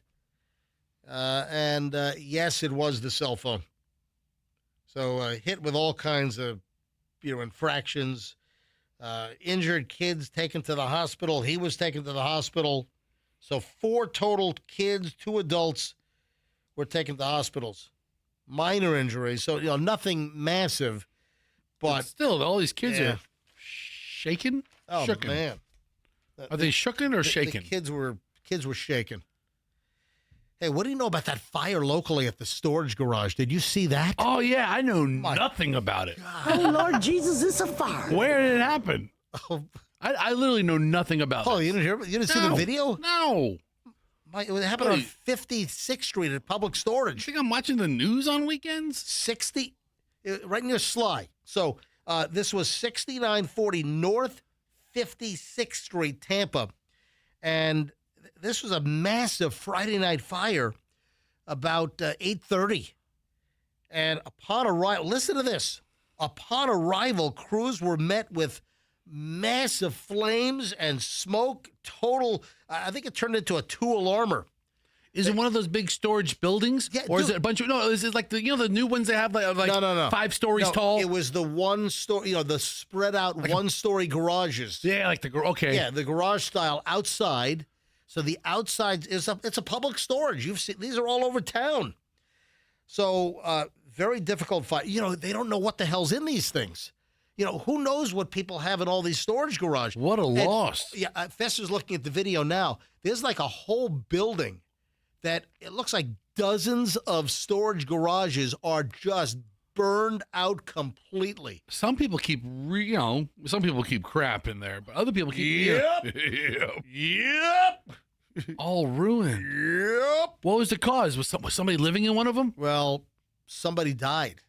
So I wondered if somebody was. Good pick on that one, because there are stories of people living in the storage garages. And listen, I think I've told the story about my Hillsborough County Sheriff's Office ride-along on Bears. When you come off of Bears and you head toward like Bruce B. Downs, yeah, you've got that storage facility on the left if you're coming off of 275. Once you cross over, it's the other side in Nebraska, and you're heading it's east. on the right if you're headed toward Bruce B. Downs. No, it's on the left. There's a storage place on the left. Okay. All right. So I've got a story to tell about. Well, it's on the right. That's on the left.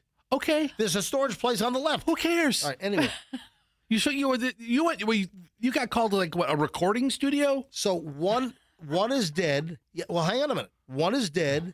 A firefighter was injured, but it makes you wonder. It sounds like somebody might have been living inside that storage garage, but there are dozens of units that are just, gone. Like the roof is burned off. The doors are all melted down. It's crazy. It's like the cinder block frame is remaining. So, there was one fatality, an adult male, which, how does someone die? It's not a firefighter, luckily, but how does someone die in a storage garage at 8:30 on a Friday night? They must have been living in one of the storage units, and this happens. This is a thing.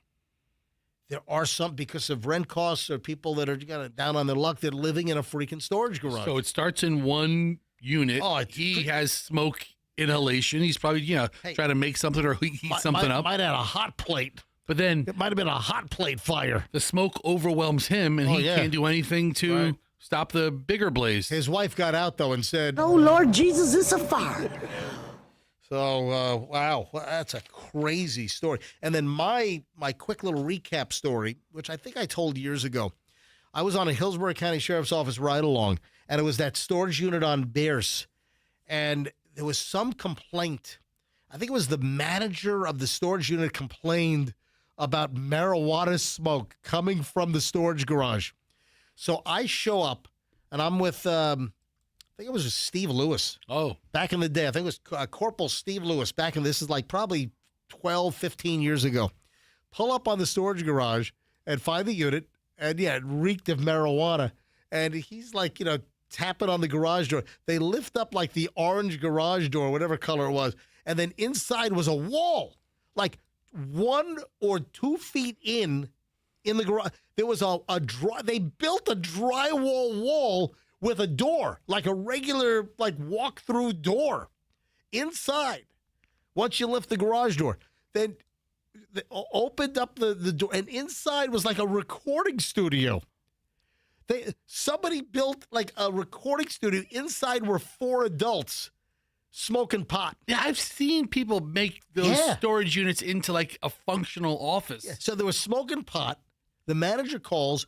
And it was like a recording studio. Like, oh, yeah, this is our weekend getaway. Yeah, we just mix songs. We record some music in here. And they had like a soundboard and like a vocal booth. They built out the storage garage. It's like, what? Pretty handy guys. I was like, what the hell? They had power in there and everything. Yeah, you can run electric to it. Crazy. So, and people do live in some of these storage garages. Oh, incidentally, on the terrible USF, the missing students, on the terrible double murder of Zamil Limon and Nahida Bristi, it did come down from the Hillsborough County State Attorney's Office on Friday that they are seeking the death penalty for that Hisham Saleh Abu Garbaya, whatever. I'm just calling him Psycho.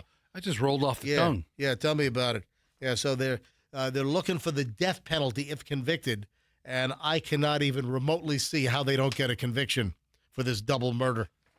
This ought to be a slam dunk case, hands down. And then what's the teen takeover? I was away this weekend with Michelle up in New York, and I want to talk about Julian's move out, but 22 were arrested.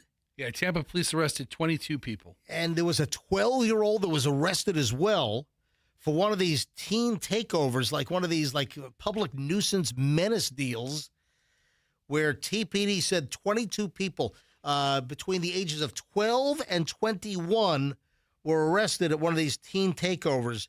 So a whole bunch of kids and young adults. It was like in downtown. They invaded Curtis Hickson Park downtown. This was May 8th. So that was what? That was Friday night. Yeah.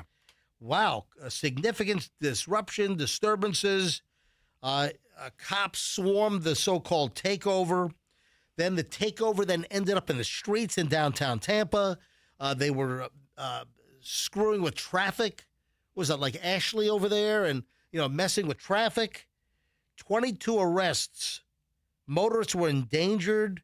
Listen, you have these takeovers where, even like bike takeovers or e-bike takeovers. These are like menacing, man. And they're happening more and more. Or sometimes you have these takeovers at a store or a mall. The cops just have to pounce and shut this crap down because it's dangerous. How many kids were out there total? Well, there were 22 arrests. Yeah, 22 arrests, but how many didn't get arrested? I'm sure there were far more. And one 12-year-old, 6 13-year-olds, 2 14-year-olds. Where the hell are the parents? This is what are you doing? On the first day of takeover, Tampa police gave to me. What are you? Hold on, let me work through it. 1 12-year-old. 4 15-year-olds, 3 16-year-olds, 2 14-year-olds, 6 1 12-year-old. I got to work on it. There's something here. Throw him into juvie. They won't see it. Hold on, I got a lyric. Okay. Throw him into juvie. They won't see a movie. Yeah, something there, man. On the first day, on the 6th day of take 6 13-year-olds. I can do this. Okay, here we go. 6. I think we've had enough of this. All right. This type of reckless and criminal behavior will not be tolerated in our city, said Chief Lee Burkaw. Oh, my God. Guess what one of them was carrying? What? 5 golden rings. Any turtle doves? Yeah, a couple of them. And a partridge in a pear tree. Anyway, where the hell are the parents? Yeah, the parents. So Lee Burkaw, Chief of Police, City of Tampa, what began as a large gathering quickly escalated into disorderly activity, place others at risk. Parents need to know where their children are and who they're with. Unfortunately, the poor decisions made by these 22 individuals last night could have lasting consequences that follow them well into adulthood. Yeah, it's 10 o'clock. Do you know where your children are? Apparently, a bunch of these parents did not know what the hell their kids were doing. So we had a fun weekend. Good. We had a delightful weekend. We helped Julian. Well, I just showed up for pizza because Michelle and Julian, they got most of the work done on Friday. I rolled into the city about 5:30, 6 o'clock, and they were just wrapping up. Actually, I met them over at the storage garage. What are you laughing at? Because I just remembered that. What? And that you rode in the back of the U-Haul. Oh, there's a great video. There's a great video for people to see. Because Julian said he's going to meet us here, and I was like, why? There's not a third seat. And we both started laughing. We're like, he's right in the back. I'm like a caged animal. Fester, get ready to restart this. There is a great video on my Instagram, Certified MJ Radio. If you don't follow my Instagram, folks, you're missing out. Certified MJ Radio. Give me a follow on Instagram and check this out. I'd Festa reset it and then hit the mute thing. Unmute. And go. Hey, Julian, how you doing up there? I'm doing good. Driving When's the last time you saw this? Hey, it's MJ from the MJ Morning Show, Q105 Tampa Bay, and I'm riding in the back of a U-Haul. Hold on. Whoa, careful. Dude, what are you doing? Just hit a bump. We're pulling into U-Haul right now. Anyway, I'm in the back of this it's like a Ford. I think it's a Counterline van or a transit van? Transit. Yeah, it's a Ford Transit van, and they have a whole black lattice cage. So if you're hauling stuff and you hit the brakes, stuff doesn't fly forward and take out the driver. That actually makes a lot of sense. Yeah. So there's this whole cage. I'm in the back of the empty van as they're driving it back to U-Haul, and I had some people make comments. This is dangerous. This is all. Yeah. Here's one. It's unsafe for you to be sitting back there of the U-Haul. No seatbelts. Do better. This isn't a laughing matter. Do better. That's from, I know who this guy is. It's OMG21, and he's been following me for years. Listen, is he joking or is he a schmuck? No, he's a nice guy. Oh, okay, I don't know. No, but I can only judge people by their content. Dude, he's serious with his comment on my Instagram.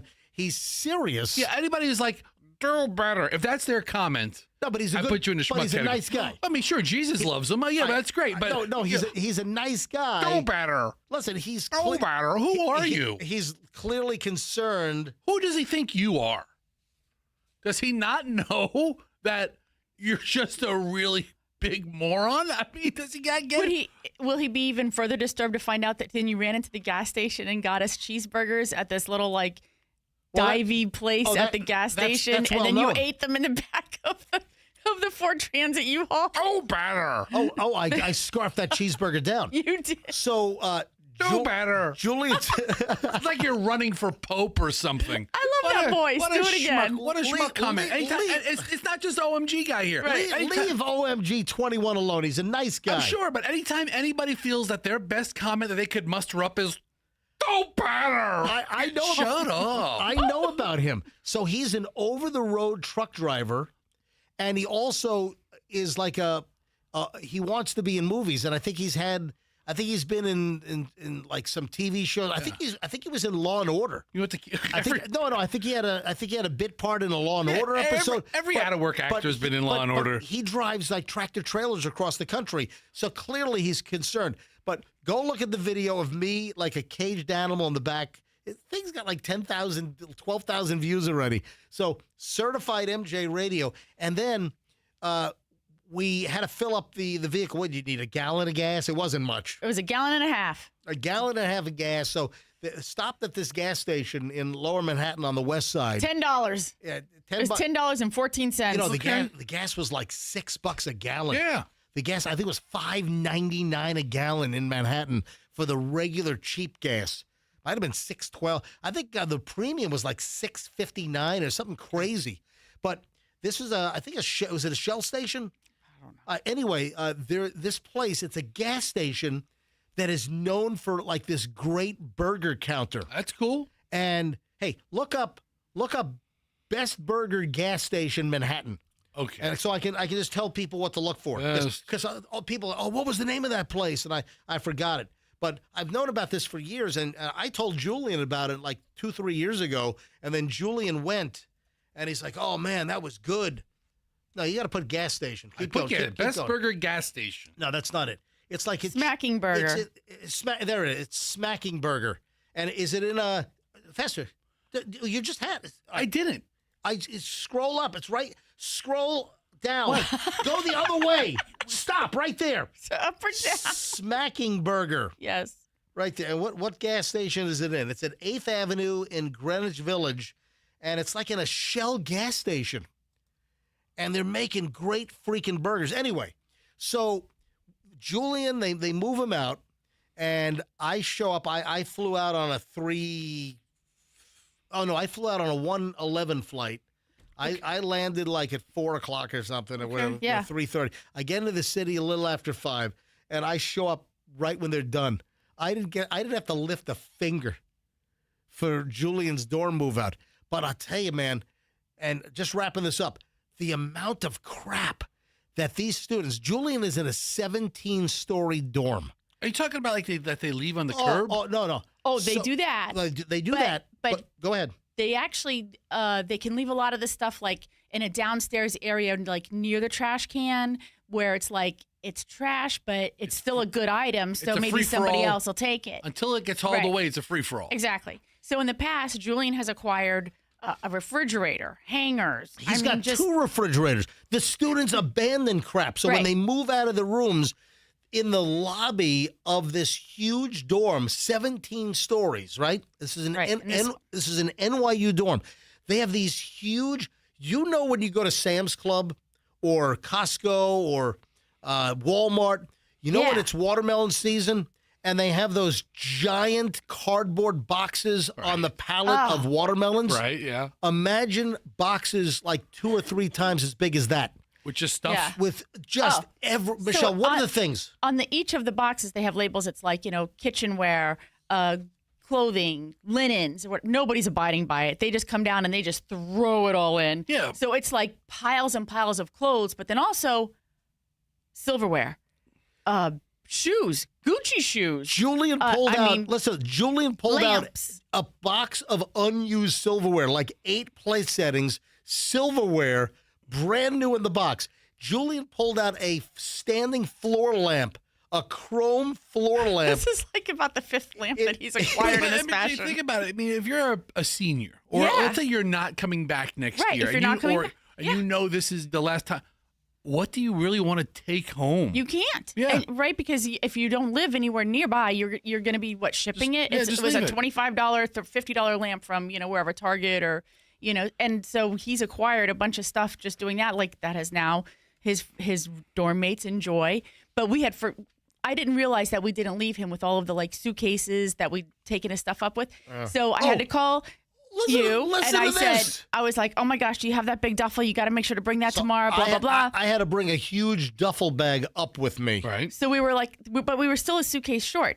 So sure enough, Thursday night, as we're walking out to go to dinner, we walked past those bins, and there was this big suitcase, just like the same size as the one Julian has. And I go, bingo. We just took that out, hauled it right up. A hard shell suitcase on wheels. Used once to bring the kid to school. It looked brand new, and it was chucked into the bin. So what else do you do with it if you don't need it? Yeah. Instant suitcase. We brought it home.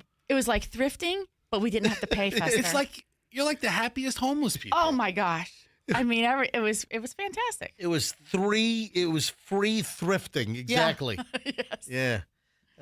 So I want to take calls on something. What's that? I'm going to do that in a second. I just have a question to ask, and I think this could actually generate some really, really good phones. So hold on. We'll do that in a second. First, though, man, that Frontier Airlines deal at Denver Airport late on Friday night. My God, we had the storage unit fire off of 56th in Tampa here locally, and then we had a guy climb a fence. So, Michelle, you said they were able to identify that it was a man because of the body parts? Well, some of the reporting is that there were limbs. Just the legs. Right. Oh, my, this is a mess. Fester, have you checked it? You didn't even know about this? Well, no, the Denver guy? I saw it last night. Oh, so you did know about it? Yeah, I didn't watch any news until over the weekend. I don't care about it on Friday night or Saturday. So Friday night at Denver International Airport, some dude scaled the perimeter fence just before midnight Friday. This was picked up by surveillance cameras. Apparently not in... Is there no one monitoring, like, in real time? Oh, my God. We have a breach. Stop all traffic on the runways. No, not at midnight. Well, they have to have some detection system that if somebody climbs the fence and gets onto the field, that bells and whistles go off, and then they can just go look at cameras, or the camera detects motion, and then the controllers can just shut her down.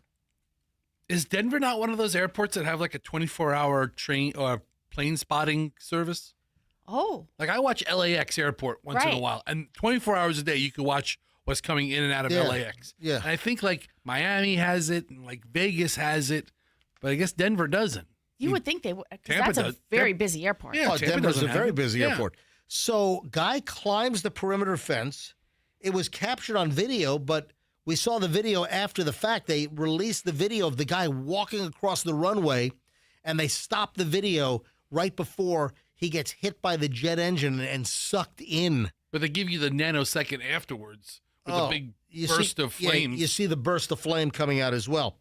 So this was Frontier 4345. It was heading from Denver to Los Angeles International.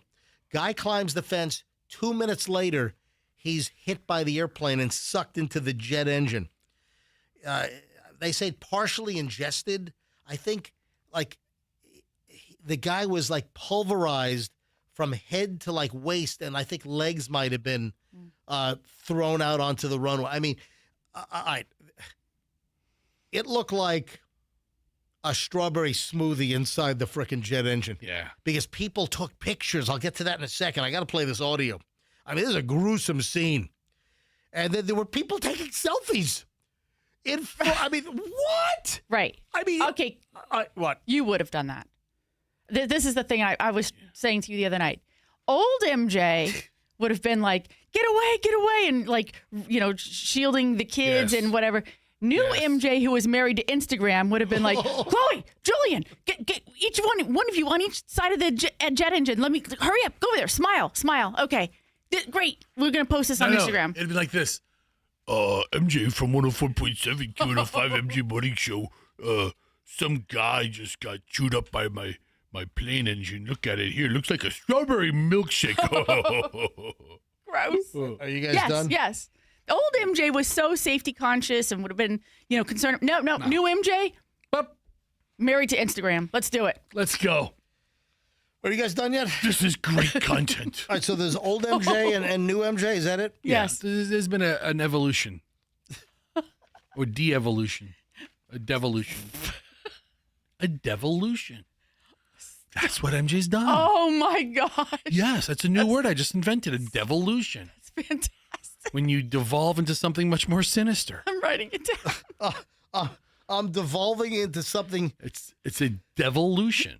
This audio is crazy. This is air traffic control talking to the pilot of Frontier 4345. And, man, this is some crazy stuff. And you can even hear, oof, right at the beginning. You can hear, like, almost like, you know, as he slams on the brakes, he's, you know, the pilot. Tower, Frontier, Tower, Frontier 4345. We're stopping on the runway. We just hit somebody. We have an engine fire. Frontier 4345, I see that. Southwest Frontier 4345, I'm going to be rolling the trucks now. Can you know, the souls on board and fuel remaining? All right, 4345. We have 231 souls on board. We have 21,320 pounds of fuel on board. There was an individual walking across the runway. Okay. We are rolling the trucks down. Op 7, Denver, did you copy all of this? Op 7, running 17 left. 231 souls. We're rolling the trucks now. We've got smoke in the aircraft. We're going to evacuate on the runway. Okay. We're having ops and emergency vehicles going all the way now. Well, I mean, that's pretty dramatic. And then there were some complaints as the cabin filled with smoke. Some are saying that it took too long to evacuate. Listen. Did people leave with their bags? Yeah, well, yeah. I'm about to get into that before I wrap this up. So, gruesome scene. There are photos of the engine, and you look inside the engine, and, you know, right beyond the cowling, the front of the engine, you look inside, and it's just splattered with red. And people there's like a family with little kids in their jammies on this late night flight. And it's like they're taking selfies in front of the engine.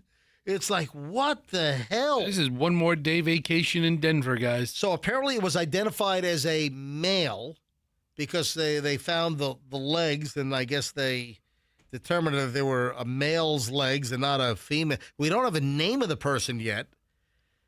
Passengers complained that they were kept on the smoky plane for minutes before the actual evacuation. Listen, all the passengers, there were a couple injuries, I guess, upon evacuation. So smoke in the cabin, slides deployed, people jumping down the slides with bags. Again, backpacks, bags, people rolling video as they're exiting the plane. And, okay, I would do that. All right, I might leave my bag behind, but I'm rolling video. But listen, that shouldn't hamper anything. Look at the family, look at the two little kids. Oh yeah, they're standing in front. They're like in like jammies and blankets, and they're all just standing in front of the engine. I think is that the father taking a picture? Yeah. It looks like there's some airport personnel trying to direct them. Oh well.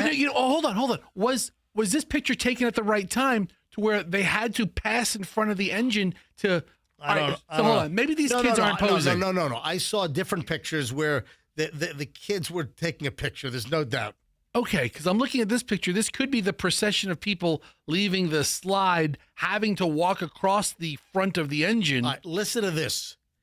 Listen to this audio. Somebody was rolling video out the window.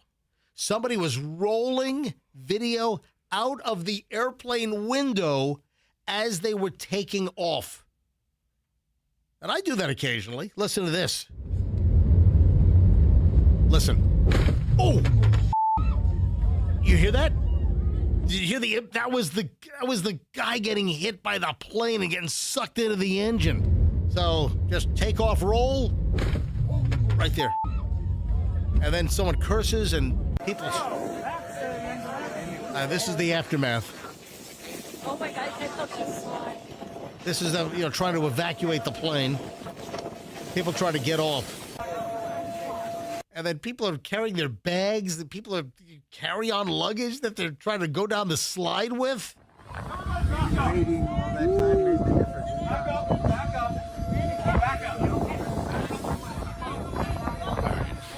I need you all to move away from the aircraft. So you heard somebody say, move away from the aircraft. Was it a Denver to Los Angeles flight? Yeah, I said that. Okay, I'm just Denver to LAX. The guy with the kids in pajamas. Yeah. They were headed to a Pokemon Go competition in Los Angeles. What? Oh, gosh. That's Jonathan Anthons, 56, was on board with his two sons, headed for a Pokemon Go competition in Los Angeles. Wow. What else was there on this? Wait a sec. There's a former Denver International Airport worker on hold. Okay. Yeah, hang on a minute. Donato? Hey, Donato, you're on the MJ Morning Show. Welcome. Hey, good morning. Hey, yeah, this is Donato. I used to live in Spring Valley, New York. I sent you that email about Mario's Pizza. Oh, yeah, Mario's Pizza on Main Street in Nanuet. That's right. Yep. That's right. Yep. Hey, I worked for Southwest Airlines for 8 years back in DIA. I just wanted to give you a little bit of a perspective of the overlay of the airport. Sure.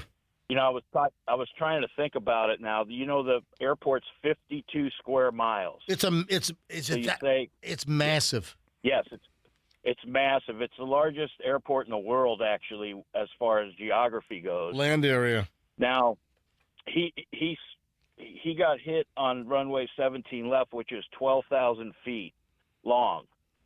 That's over 2 miles long, because remember, a mile is 5,280 feet. Right, and then because of altitude, planes will take longer to take off, especially in the heat. On the roll. Yeah. Yes, and for them to you think about the perspective. Well, they saw him cross the fence, and the next thing you know.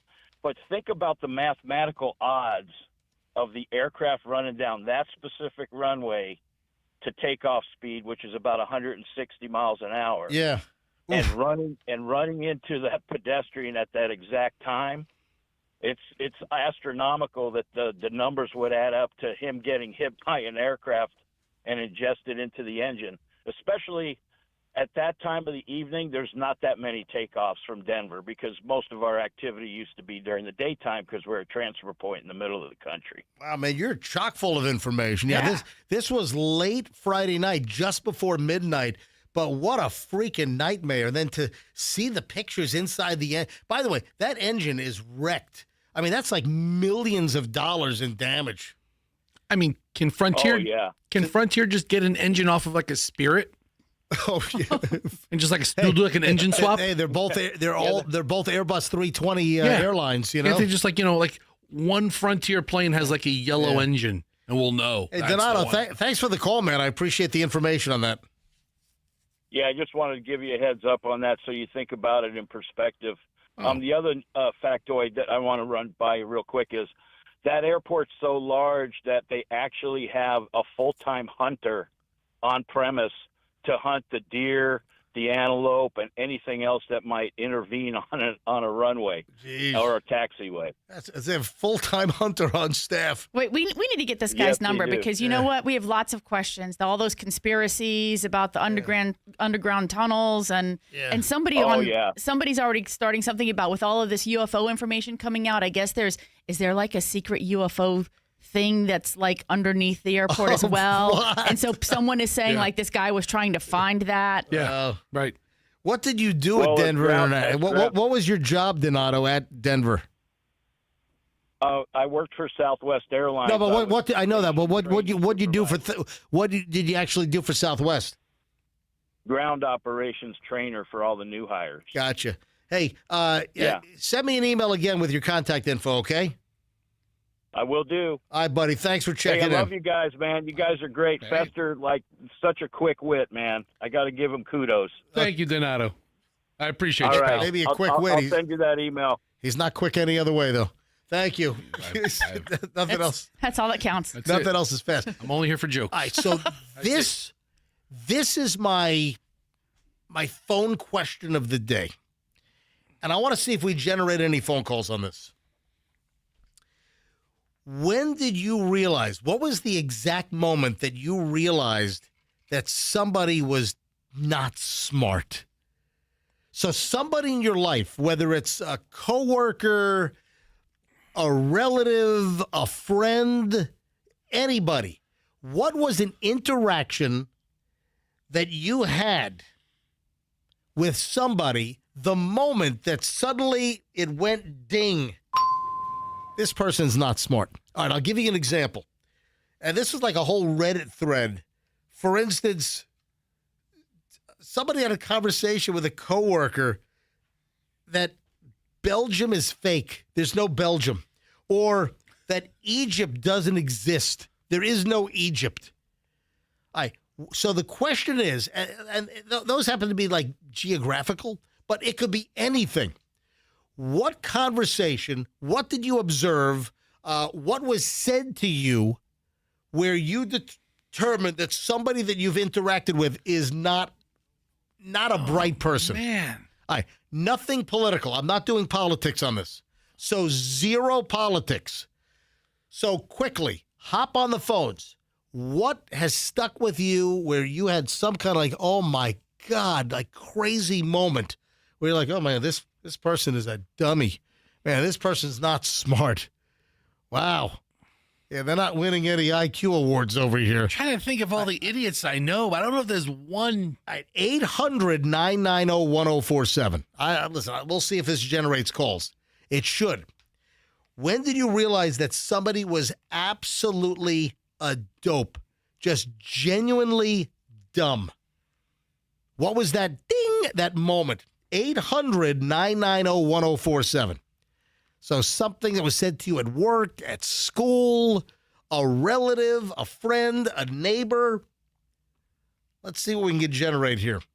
What was I'm looking for the variety of like what this is like a whole this was like a Reddit thread. 800-990-1047 is how you get on. 800-990-1047. All right, Andrew's screening calls.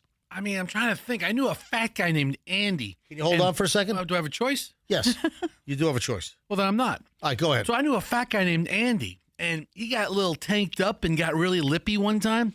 And I decided this guy's a complete idiot, and I'm never going to talk to him again under any circumstances. Yeah, but what'd he say? But it was...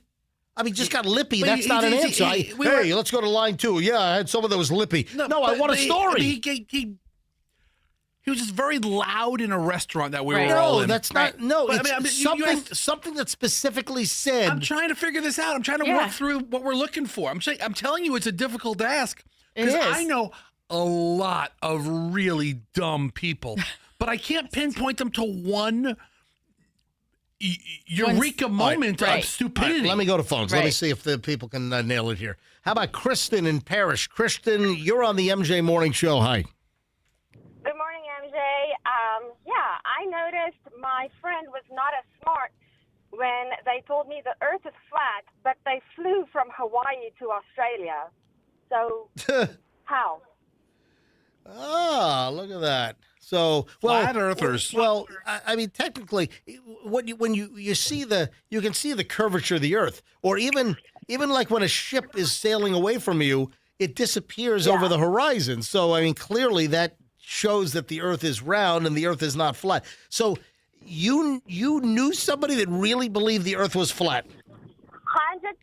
They believe that we live under a dome. They said that in the Bible it says we live under a dome, and I was like, we've been friends for years, and never has this conversation come up. And I was flabbergasted because they were also like, why when we look out, can't you see drops on the Earth? And I'm like, you can.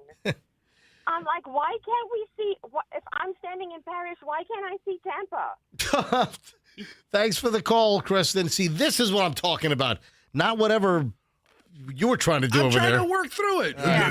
No, it's a hard one. It's specific. I'm acknowledging that. Chris, that was exactly what I was looking for. Fantastic. All right, how about Tristle? Is that Tristle?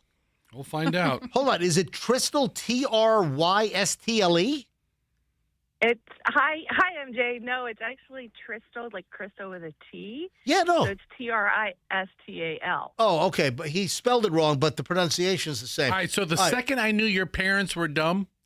Will you stop it? The second, I'm getting the gist of this segment now. All right. So your parents proved to the world that they were complete idiots the exact second they named Tristle. I was stopping Fester. All right, Tristle, I apologize for Fester.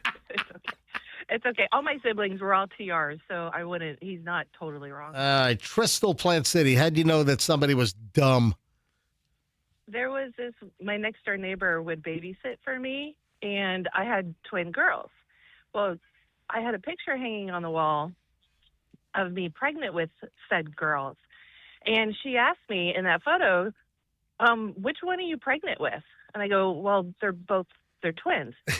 So like, yeah, I was just curious which one you were pregnant with in that photo. I was like, no, they're twins. She's like, well, I wasn't sure if one was born and then, another one was born a little bit later. Yeah, maybe a minute later. I mean, how old was this person at the time? She was probably late 20s, maybe 30 at the time. Oh, wow. I was blown away, and I'm like, this is a woman I'm entrusting to watch my kids. Yeah, did you reevaluate it at that point? Well, she was great with them, and I guess maybe she could play on their level very well. Yeah, there you go. She's playing right at that 3-4-year-old level. So, yeah, I don't want her to like rub off any of that IQ on your kids, though. Well, yeah, I suppose, but we ended up moving, so she wasn't in their life for very long. Thank you, Tristle. Have a great day. Love you guys. Thanks so much. Appreciate it. Matt in Plant City. Matt, you're on the MJ Morning Show. Hey, Matt, what's going on?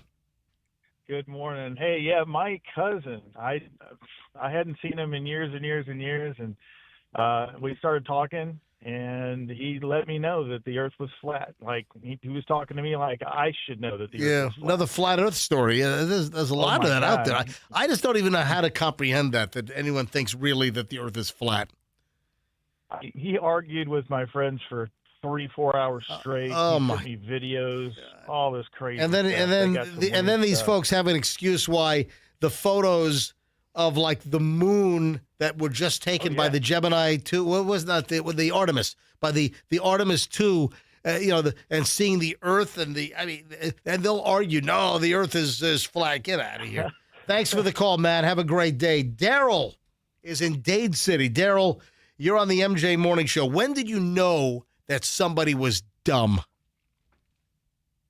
Well, I was a instrument tech at a fertilizer complex, and we have ammonia that we use in the process. Yep. And there was a meter that read the flow, was not working, and I got a trouble call to go out and fix it.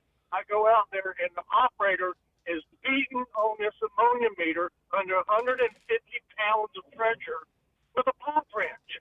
The guy is beating on this, so he could have caused like some kind of rupture and then an ammonia gas leak, and it could have killed people. It would have cooked him. Oh, God. And he's beating it. So the meter wasn't working, so he's beating on it with a pipe wrench. Yeah.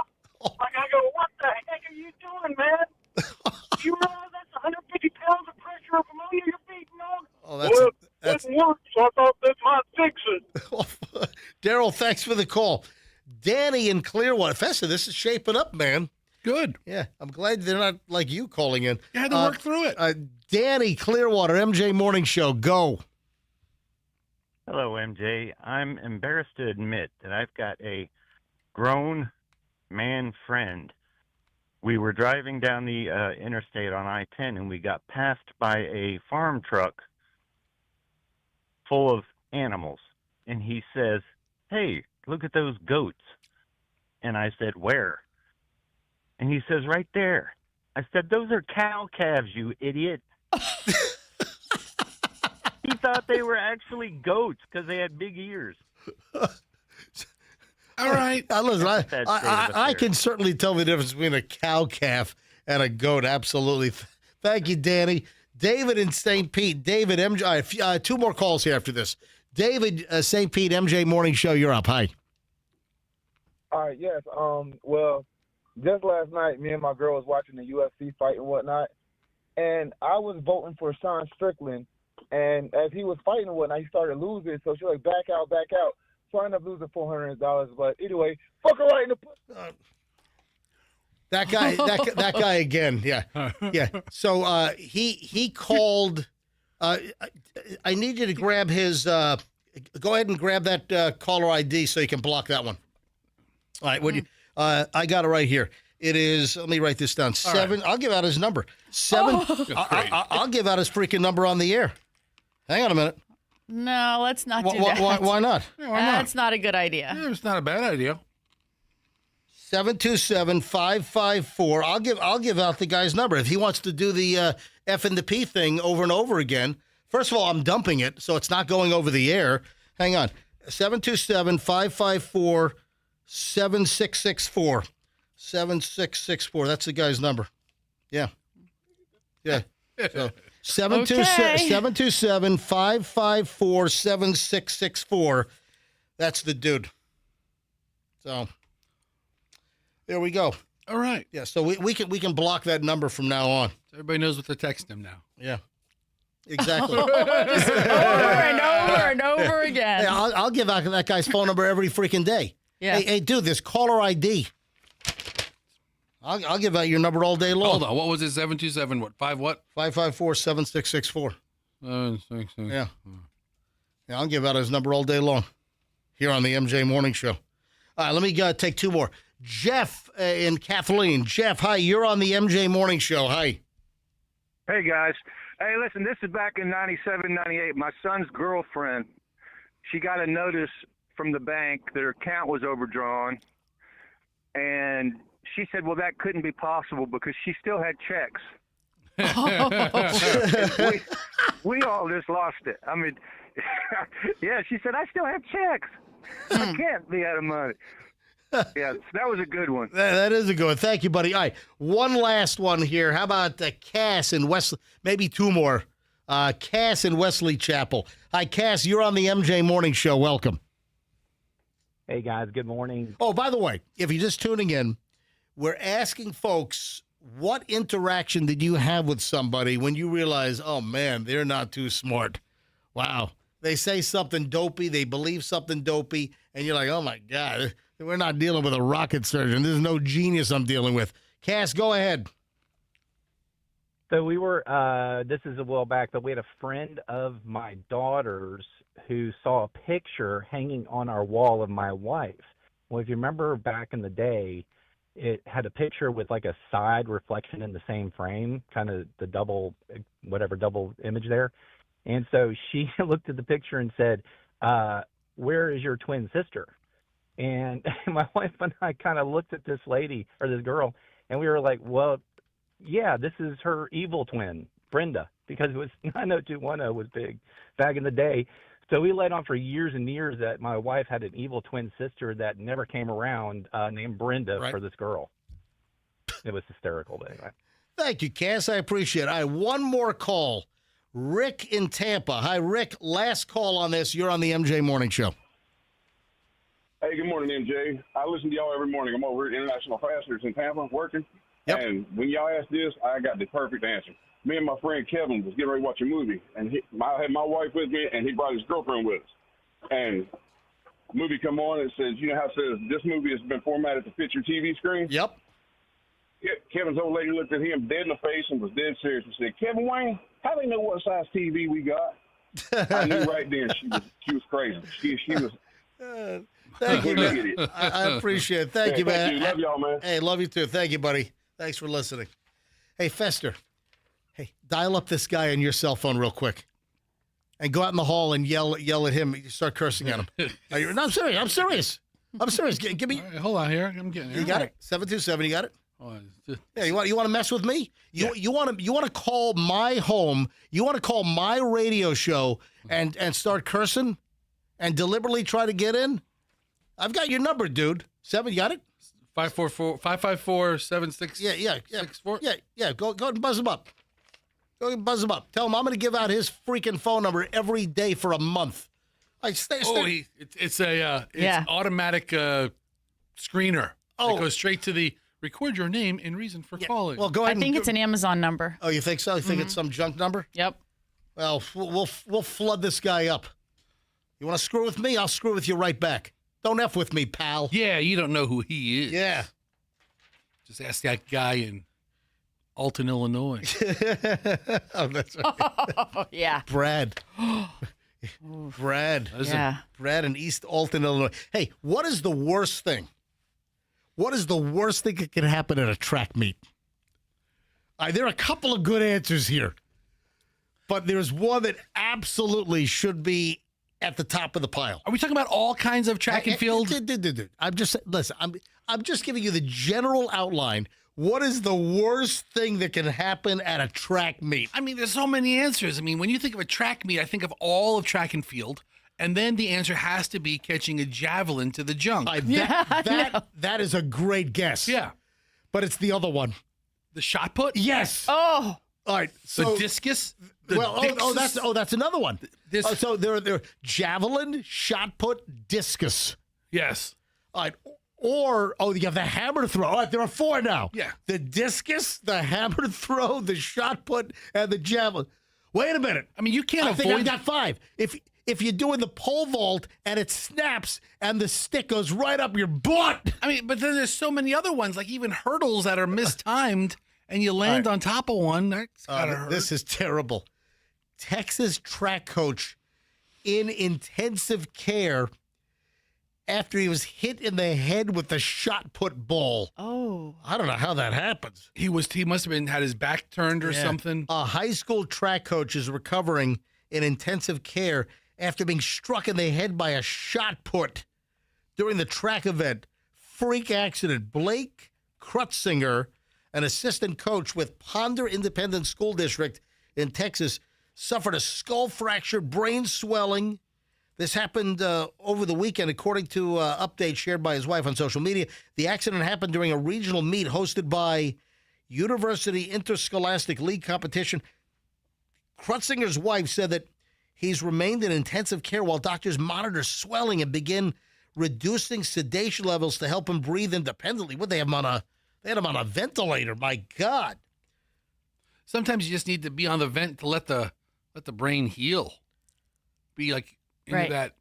I don't have an explanation of what happened, but somebody, I guess, did the shot put. Did they rotate or did they spin? The shot put is like off the shoulder. Yeah. And it's kind of a slower motion because it's a heavy lead or steel ball. Don't I see some spin around before they they launch it? Yeah, but you're still launching a rock off of your shoulder. But it's like they launched in the wrong direction and they hit the freaking coach right in the head with the shot put. Like a discus or a javelin, you get a lot of speed on that. A shot put, I don't know. Oh, man, that's got to suck. To watch some shot put videos. Hey, Michelle, who is worse for the planet, men or women?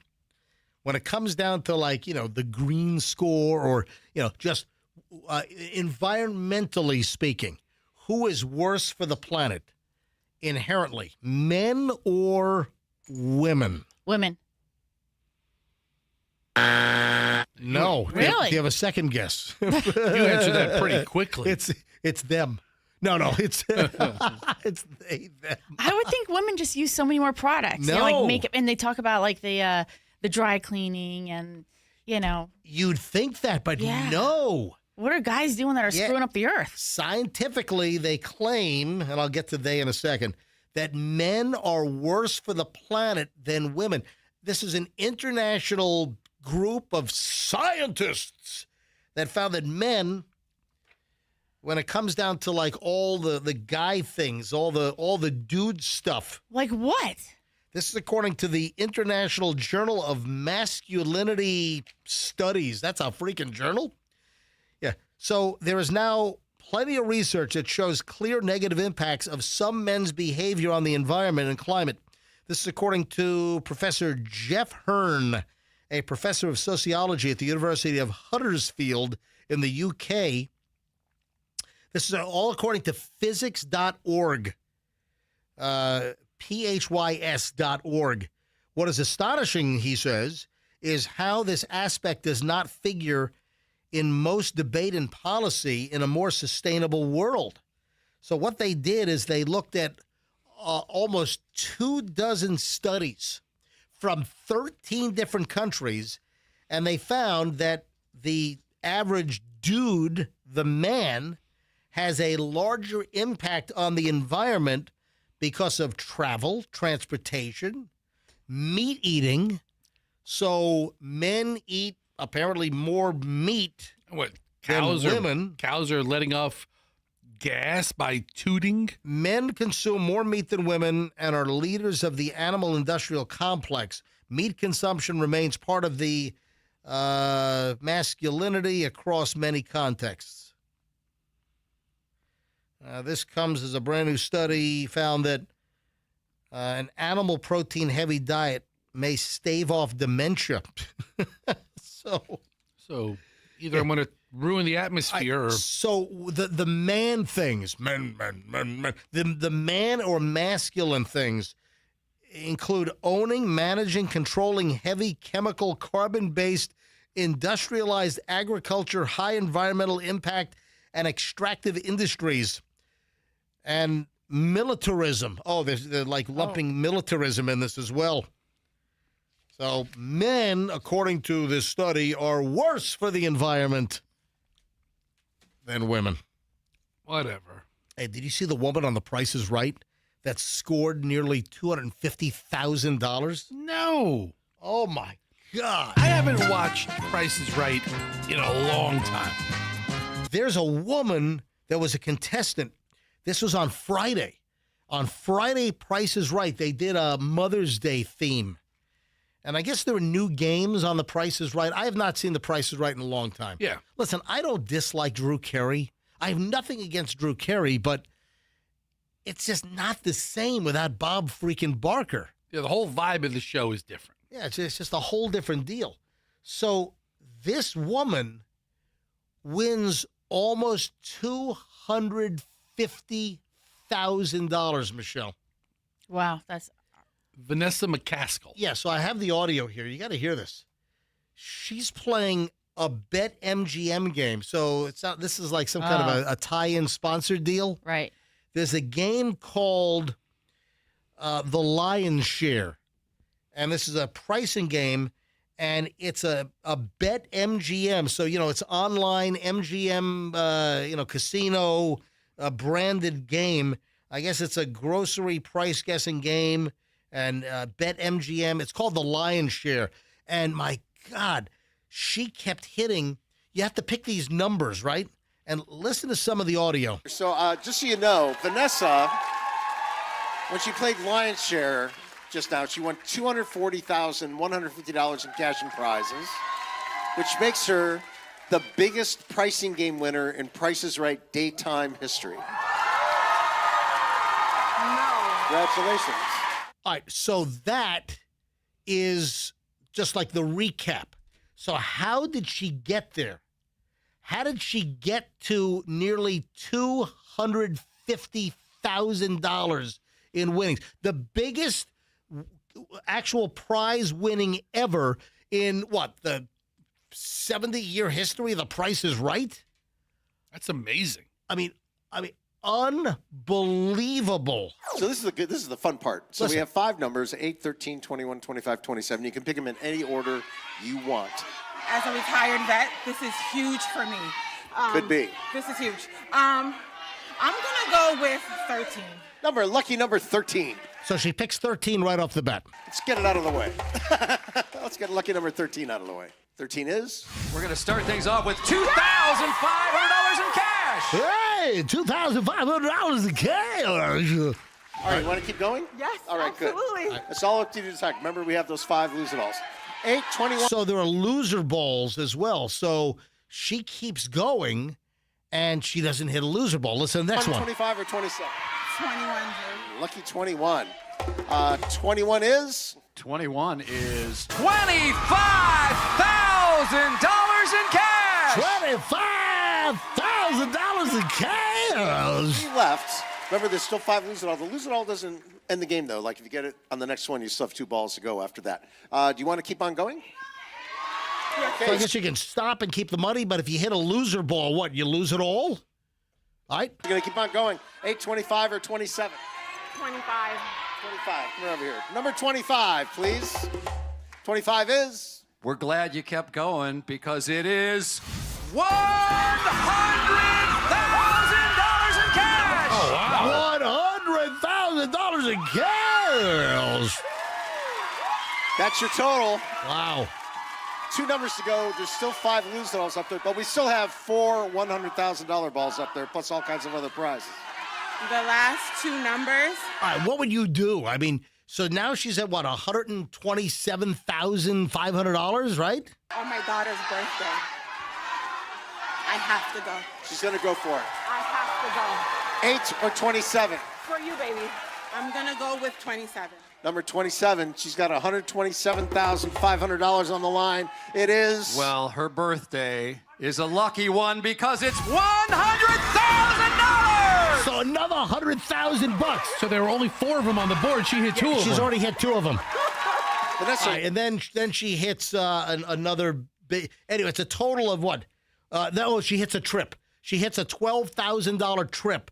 So total, mostly cash, $240,150 for the Lion's Share game. Biggest one prize total or one contestant prize total ever in the history of The Price is Right. That's amazing. Yeah. Retired Army veteran. That's fantastic. Awesome. And, I was waiting for her to pick like the loser ball and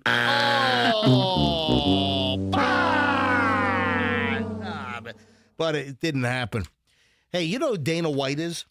I do. Who is Dana White? Dana White is the president of the UFC. Correct.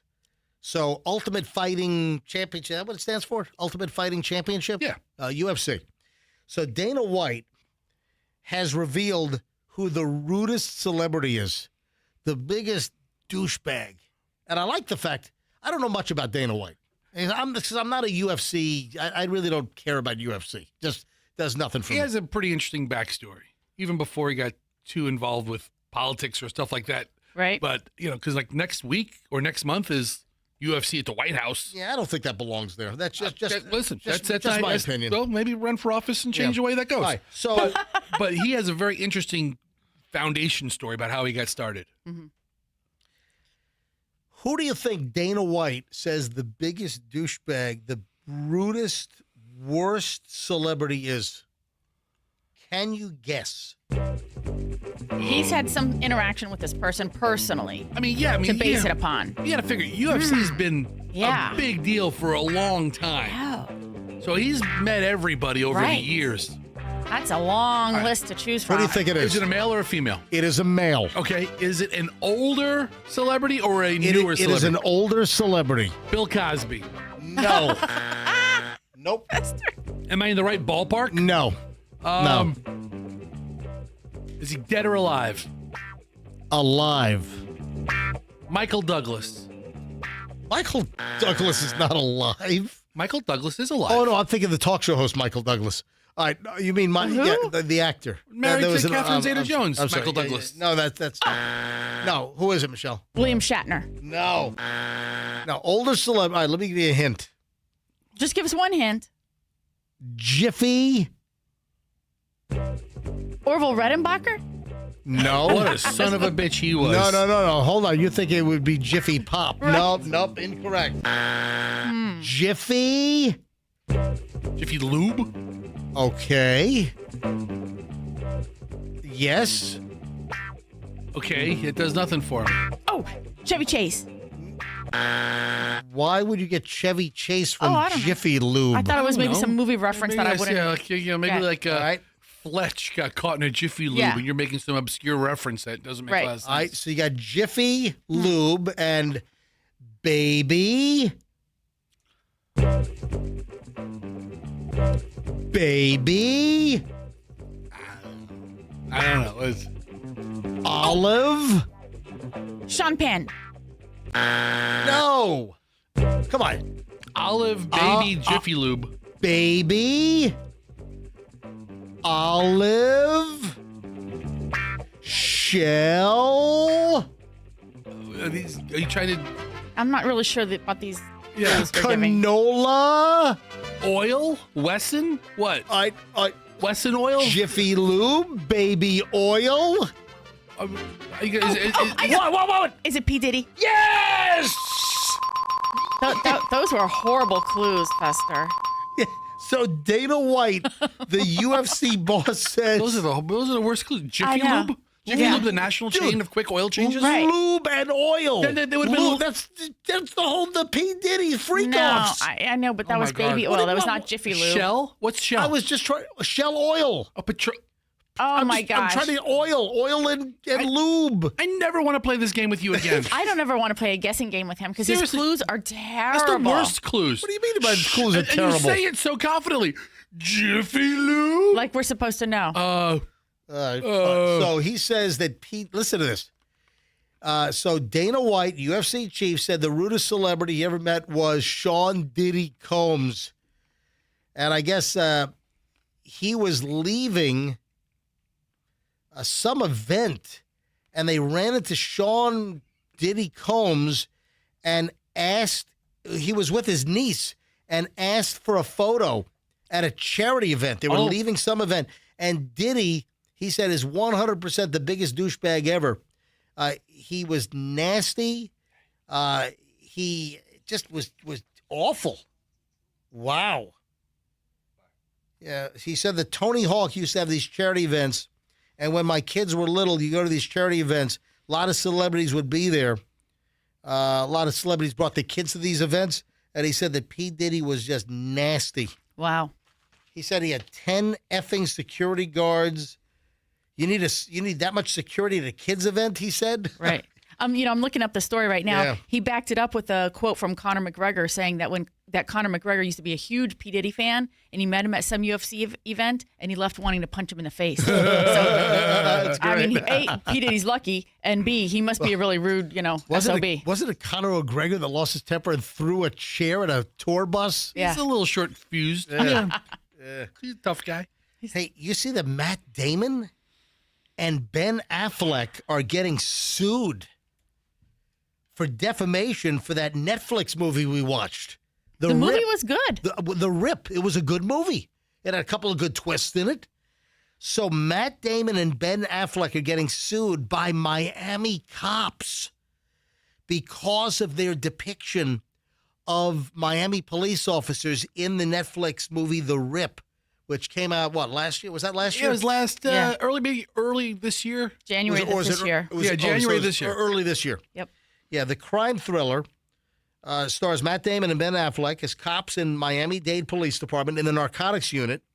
It comes from a true story of a 2016 Miami Lakes narcotics raid that became the largest money seizure in Miami-Dade history. $24 million plus in cash seized. Multiple officers involved in the 2016 raid are now suing Affleck and Damon through their production company, Artist Equity, according to Channel 7 News WSVN Miami. Officers claim the film unfairly damages the reputation of the officers who were involved in the 2016 raid because of negative depiction. I don't know. Do they have a case here? I mean, I'm looking at it quickly. The guy who wrote it, he based the corrupt cop on himself. So I don't know what the other officers are claiming, like just because they were there or somehow, somewhere, there has to be signing over the story. There's creative license. I don't know. It's not a documentary. It's a entertainment movie. Yeah. Liberties are taken. I mean, in any bad cop movie, but they're going to sue. I mean, we have a lot of those, I think, out, right? I don't know. And are they the named characters? Or are they fictitious officers? And it's just the guys who were around? Because, like, if you were associated with that, I think money heist. I think he was involved, but he based that character on himself. But it's a fictitious character who's the corrupt cop. Yeah, but they're saying the association. But it was a real event, so anybody who's associated with that real event, exactly. Hey, did you do this? Did you do that? No, it's all a movie. I'll give you some more facts here. Jonathan Santana, deputy for the Miami-Dade Sheriff's Office, told news outlets, Channel 7, when you rip something, you're stealing something. We never stole $1. He also said that he now gets teased after the film's release, people accusing him of stealing, pretty much saying, how many buckets of money did I steal? Because remember they had the buckets of money behind the wall, right? In the rip. So we'll see with it. We'll follow this every step of the way and give you the details as they break. We have a whole hour to go, folks. The 9 o'clock hour is next. That baby list is out. The name list. The latest one. Also, the latest on Blake Lively. There's a Blake Lively. Britney Spears is speaking after her 3 hours of rehab. So we got that coming. We got a lot of stuff. We have a loaded 9 o'clock hour next here on the MJ Morning Show. The best stuff of the day is next. I'm telling you. I'm looking at my pile. The best material of the day is in the next hour here on Q105, 104.7 FM. Stand by. Back in mere seconds here. So you remember, God, I can't even remember anymore. God, what was it? What was that old air conditioning company I used to do? I forgot it. Oh, come on. Oh, man, what is the name? I used to do advertisements and commercials and endorsements for this old air conditioning company. I don't know. Plan B Air Conditioning. No, that ain't it. Yeah, no, it is. Oh, it is. Yeah, Plan B Air Conditioning. They're no longer around. Yep, no more Plan B. Why? Because they've merged into Air Rescue. Same owners from Plan B also own Air Rescue, and Air Rescue, let's face it, it's the better name, and they're simplifying. So all of the Plan B folks, it's now under the Air Rescue umbrella. If you're looking for great air conditioning service, folks, when your air conditioning goes out, I'm going to help you out right here, right now. Just remember Air Rescue.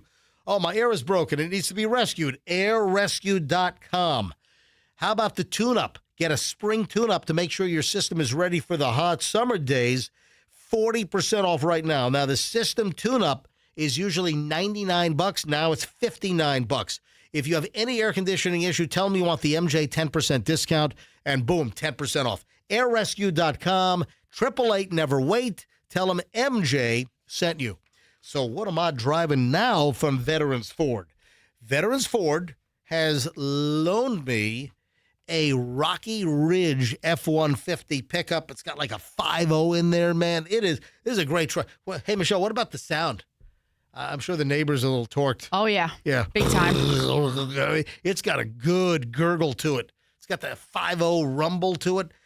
So I'm driving the Rocky Ridge. I'm going to bring it back like in a couple of days. Thing's got like 71 miles on it. It's brand new.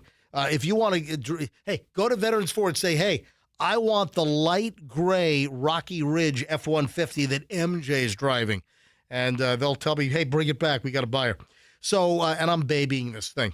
So right now, in celebration of America's 250th birthday, which is coming up in a couple of months, Veterans Ford is bringing back employee pricing. Hurry. This was not done very often over the years. The last time there was employee pricing, it was after the hurricanes. And so many people had destroyed vehicles, and Ford stepped up and said employee pricing for everyone with damaged vehicles. Right now, it's employee pricing for everybody. Hurry. The inventory is going to go fast. Get exactly what you want at employee pricing right now at Veterans Ford, Linebaugh and the Veterans Expressway, and tell them that MJ sent you. Simple as that. There is a dentist that you are going to love. This is a dentist who has been associated with the MJ Morning Show for about 25 years, a long time. I'm talking about Dr. Childers, who runs Kova Dental, Kova, Kova Dental. They're on a tear. They're opening up a bunch of offices. So right now, if you're looking for a great dentist, and I can personally tell you, I've had 2 teeth fixed. I chipped my front tooth, and he did a patch on my, like a little corner of my front tooth. Can't even tell. I bit on a fork. I forked up my tooth, and Dr. Childers fixed it. It's perfect. Then I had a little filling fall out of the back a couple of months ago. Dr. Childers, boom, Kova Dental. So right now, Kova Dental is open in Bradenton and Carrollwood in Tampa. So Bradenton and Carrollwood, Kova, Kova, KovaDental.com, coming soon to Plant City, Newport Richey, and St. Pete. It's Kova, Kova, KovaDental.com for the great Dr. Childers and staff, and tell them that MJ sent you. Traffic's on 859, MJ Morning Show. Back in minutes. In Hillsborough, an accident on I-4 westbound at Branch Forbes Road backed up to Alexander Street.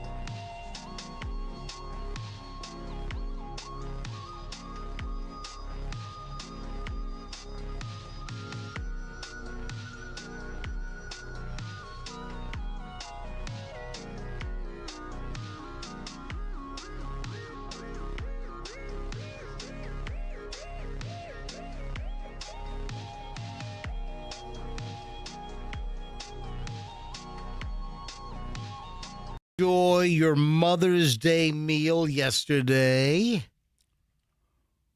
The sandwich? Yes. Oh, it was very tasty. It was delicious. I took Michelle out for Mother's Day. Now, where were you? Were you back home or were you up in the city? We were on Broome Street and Mott in Little Italy area. Yeah. The half a block of Little Italy that remains? Yeah. Now, there's still a little bit of Little Italy. Okay. So, very Little Italy. Michelle. It's little Italy. Michelle, it's little, it's little tiny, teensy, weensy Italy. All right, so Michelle, was that not the best Mother's Day brunch-ish kind of thing? Isn't that delicious? Wasn't that just perfect? It was perfect for me. Yeah. Well, there we go. There you go. Yeah, so one of our favorite places, and it's sort of become a tradition. Whenever we're leaving the city, if we're up and we were helping Julian in his dorm over the weekend, but it's kind of become a tradition more times than not when we're leaving Manhattan on a Sunday to fly back to Tampa, we will stop at the Saigon Vietnamese deli sandwich shop. What do you I know wheeze laughing over there. I know when I go to Little Italy, I love You're so choked up over there. Vietnamese food. No, they make an unbelievable banh mi.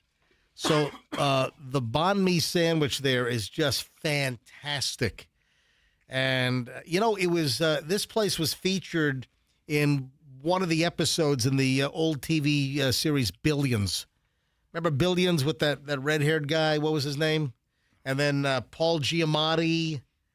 Yeah.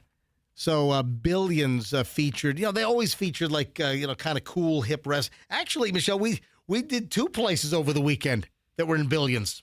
Oh, we did? Yeah, because Una Pizza. Oh, I didn't know that. Yeah, Una Pizza Napolitana, that was featured in Billions for, one of the best Neapolitan pizzas anywhere.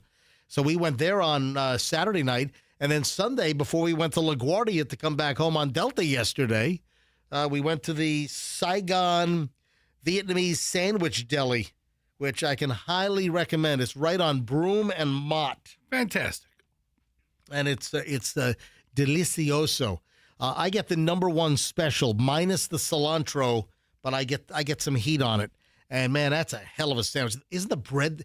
It's got a crispy, like just baked, amazing French baguette. Because the French and the Vietnamese, they got a little thing going on, right?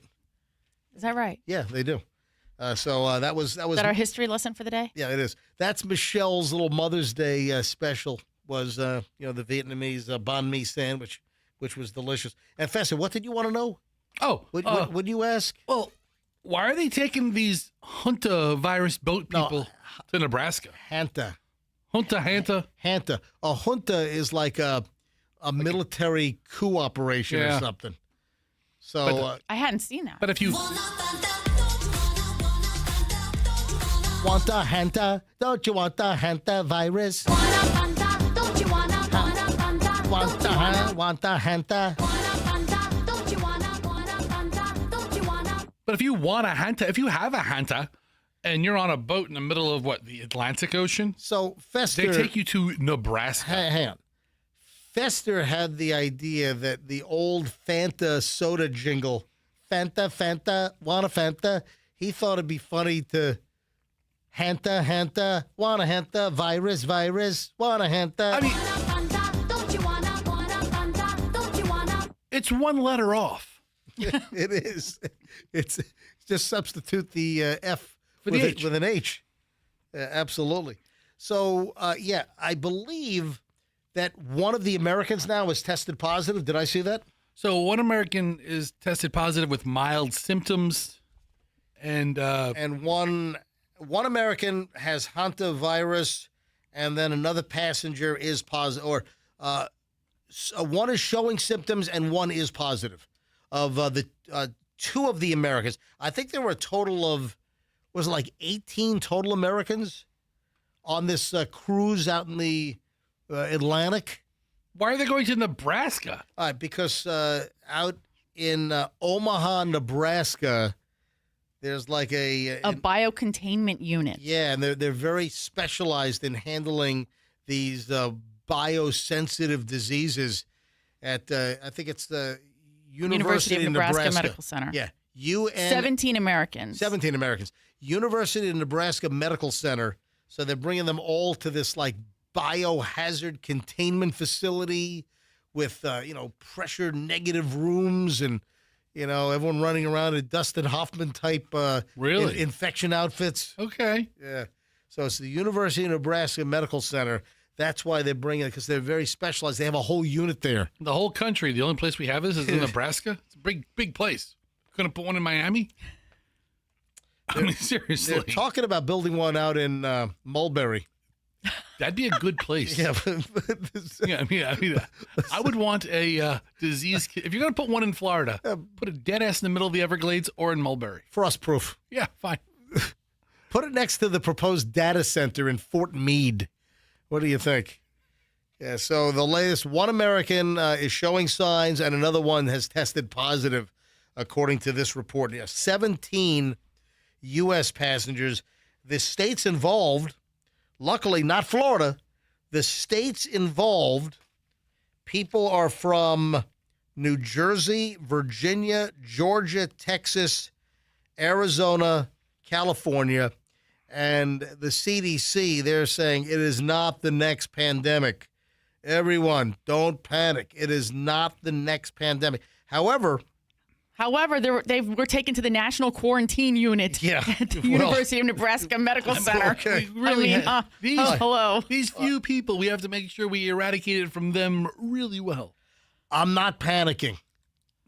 I'm not panicking at all. That's what you expect them Michelle, to say. The Nebraskans who run the National Quarantine Unit are immensely well prepared and working overtime to step up and help contain this virus to ensure it doesn't spread. But don't worry about it. Hey, it's okay, folks. I expect them to say everything that we've just mentioned. I'm glad they're saying that. I'm glad they're not saying that the Wuhan team is working on this. No. All right, Michelle. Yeah, what? There was one. Oh man, I just forgot. I was just about to ask you something, and I just forgot. Oh man. Oh, I know. Can you check quickly? I know what it is. I just remembered. Can you check and see if they have a name yet on the guy that ran onto the runway at Denver?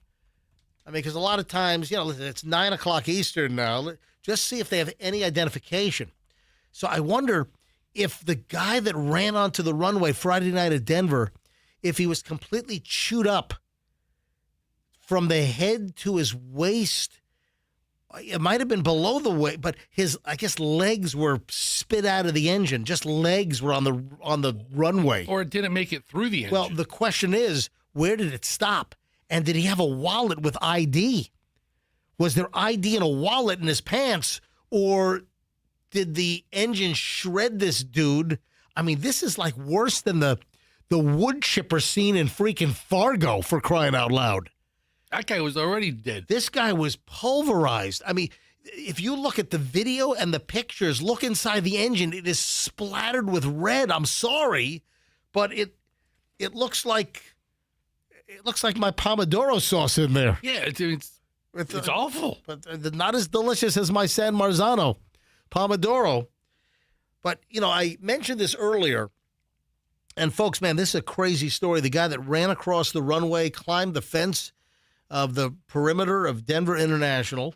2 minutes after climbing the fence, he's run over by a Frontier flight, an Airbus 321, I think, headed to Los Angeles. Well, it wasn't an accident. It was deliberate. Oh, yeah. Yeah, okay. You say he got run over.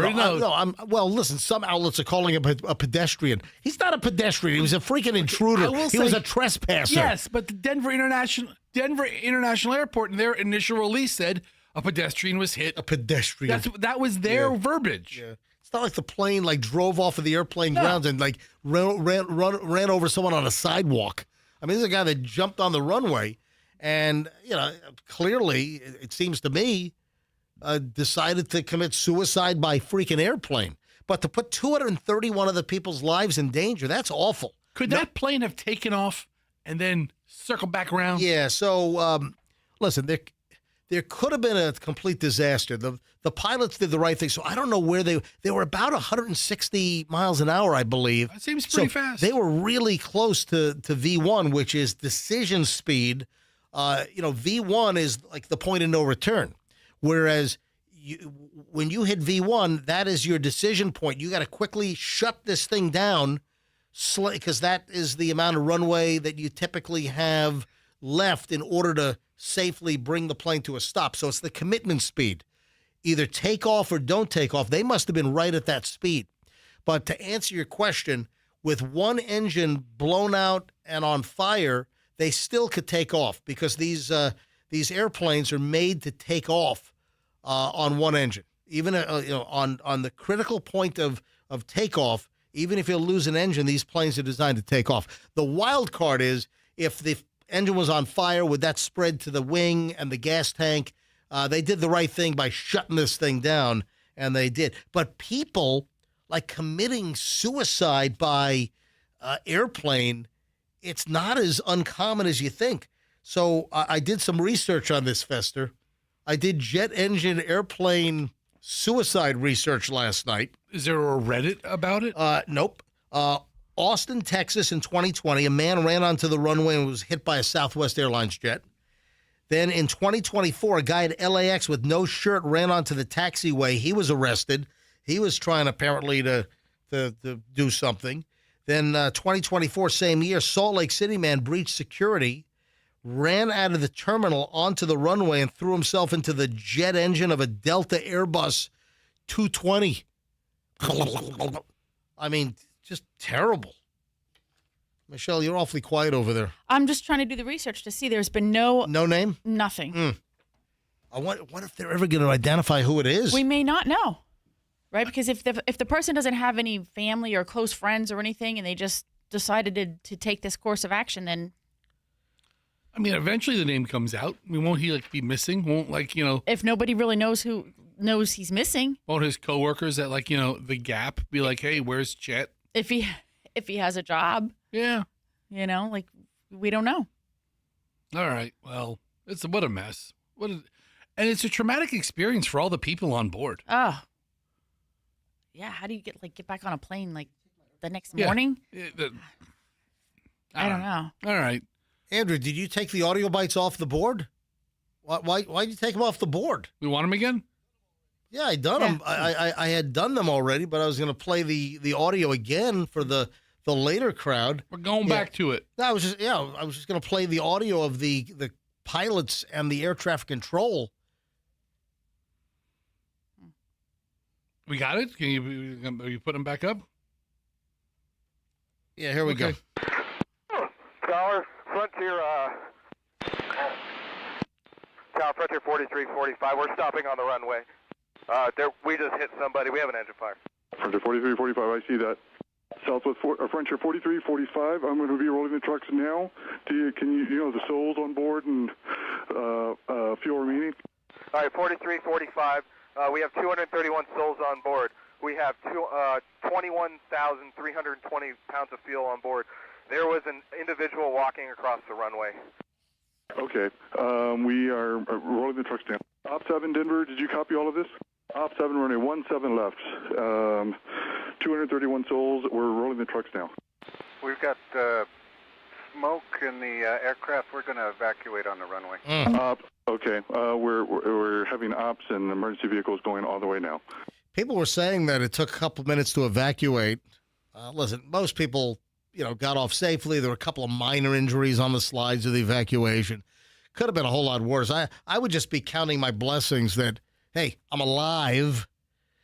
Still people were jumping down the slide with their carry-on luggage. Cut the crap. Knock it off.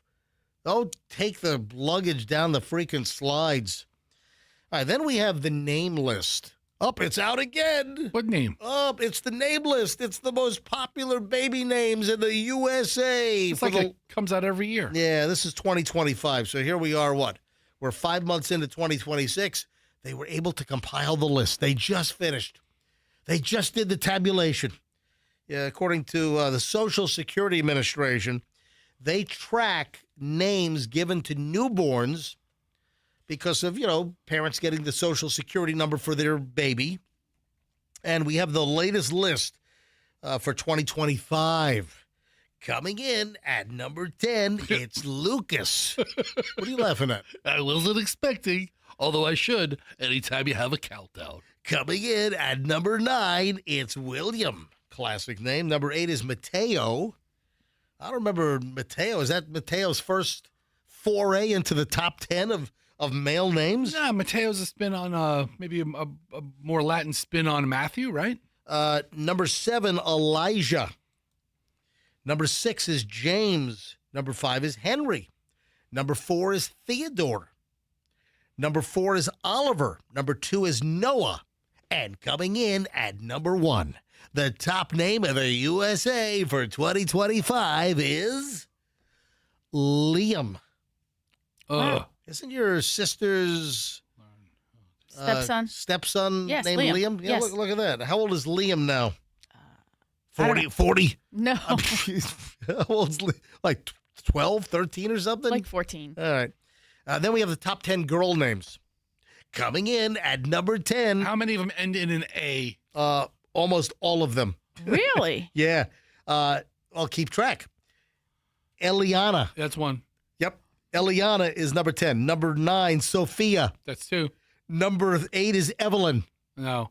Oh, I'm sorry, Evelina. Oh. Evelina.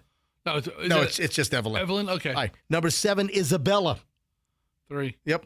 Number 6 is Mia. 4. Number 5, Sophia. 5. Well, you said Sophia twice.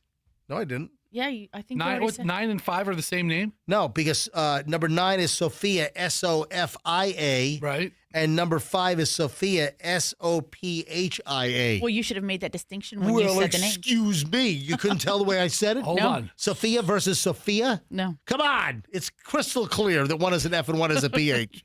Will you stop it? So would the combined Sophias overtake number 1? I don't think so. It's like people saying the Waltons aren't the richest people in the world when you break it up with all the kids, but you add them all up all together and they're the richest. All right. So number 4 is Amelia. Amelia. It's another one. Another A. Number 3, most popular girl name for last year, 2025, is Emma. Okay. Another A. Okay, that's all. Number 2 is Charlotte. Okay, it's no A. No A. And coming in at number 1, the top female name of the USA for childbirths, Olivia. Another A. Wow. There you How have did you it. know that faster? That so many were going to end in an A. So we've done this story every year for the last 50 years. It's like all of my daughter's friends. Oh. You know, can I go to Mia's or Sophia's birthday? And I'm like, no. So you already know. And I'm like, do I have to talk to her parents? And she's like, no. I'm like, okay, then you can go. So I texted Alfred earlier, hey, can you come on the show? Where is he? That was at like 6 a.m. He just texted me back, MJ, sorry I slept in. Lines out the door at Small Batch Creamery all weekend long. They worked me to the bone. All right, let's call Alfred and schedule a time for him to come in. We'll do it for tomorrow. He's got to come in. We got to really, really present it to him. We can't just like do it flippantly on the phone. You text Alfred, and you have Alfred. I guess Mother's Day was massive at Small Batch Creamery. Listen, last week we gave away the gift cards and the Mother's Day ice cream cakes. And listen, huge weekend apparently. It's what Mom really wants. Yeah, so I'll get a hold of Alfred, or you can get a hold of Alfred and see if we can get him in the studio tomorrow, because we want to discuss the Fester the Whale cake. We'll combine forces with Alfred. Oh, the Fester the Whale cake needs a blowhole. All right, so I've got a couple of workarounds to keep Carvel off of our ass. Oh, really? Yes. We don't want to be sued by Carvel because they have the Fudgy the Whale cake. They might claim marketplace confusion with the Fester the Whale cake. All right. When we get back, it's the final chunk of the MJ Morning Show. I've got the Blake Lively story. I got Britney Spears. I got, Bad Bunny's in trouble.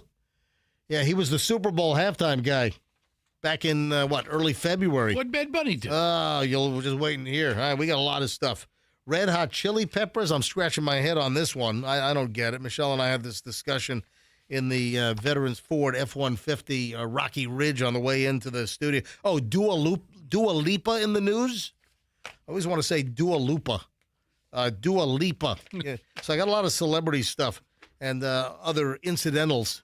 And the final segment's going to be very, very entertaining, I promise you. Next on the MJ Morning Show on Q105, 104.7 FM. How about a Toyota? You want a Toyota car, truck, or SUV? How about a Toyota experience that is dynamic, that is phenomenal? You asked for it, you got it, Toyota. You know what? I'm bringing back that old jingle. You should. For our friends at Miracle Toyota. Yeah. Hope Toyota doesn't get ticked off and yell at Miracle Toyota. All right, Polk County, if you're looking for an unbelievably good Toyota buying experience, just head to Miracle Toyota in Haines City, right on US 27. Yeah, everyone out there knows. But if you're in Lakeland, go to Haines City. Score the best deal. If you're in Winter Haven, wherever you are, in Polk County, anywhere in Polk County, go to Miracle Toyota in Haines City and tell them MJ sent you. They're going to treat you so well. Always a great selection of cars, trucks, SUVs. Service department's fantastic.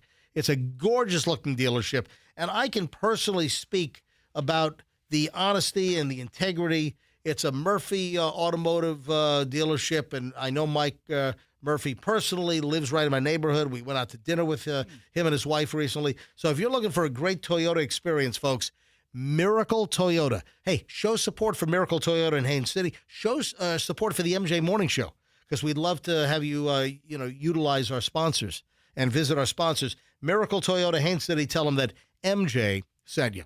The move you make does not have to be a dumpster fire. The move you make doesn't have to be a complete disaster. I mean, absolute bleep show.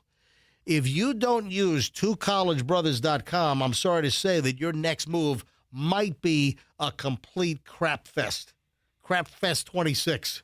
I don't want that to happen to you. That's why you get a hold of Two College Brothers. When it comes to movers, twocollegebrothers.com. The proof is not in the pudding. The proof is in the Google reviews. Over 1,200 five-star reviews on the Googles for Two College Brothers. Remember, you have the others, then you have the brothers. It's got to be twocollegebrothers.com. They wrap all furniture in heavy-duty customized moving blankets. They handle boxes with care like it's their own family's heirlooms in those boxes.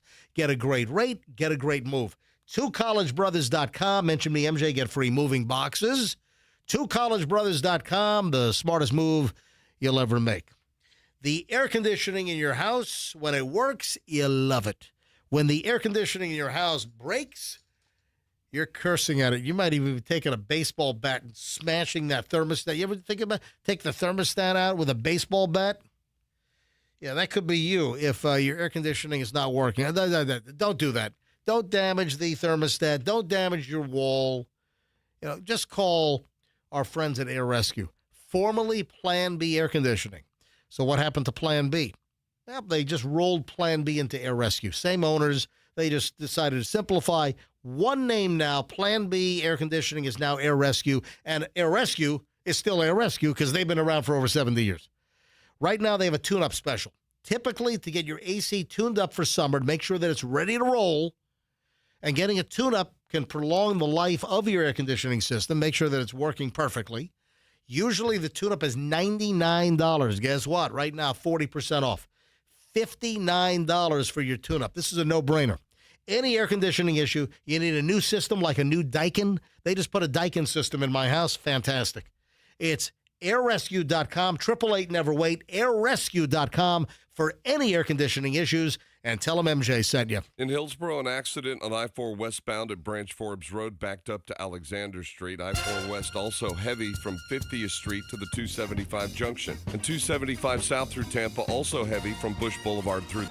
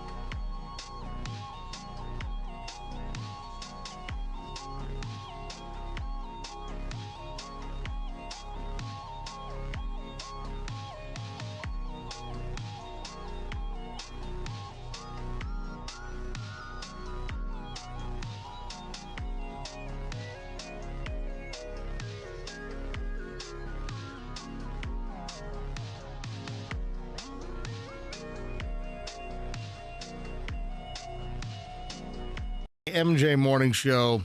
MJ, Fester, and Michelle. Hey, Michelle, I was laughing out loud when I read this to you, early this morning, it was late last night, how Blake Lively is masterminding her Hollywood comeback.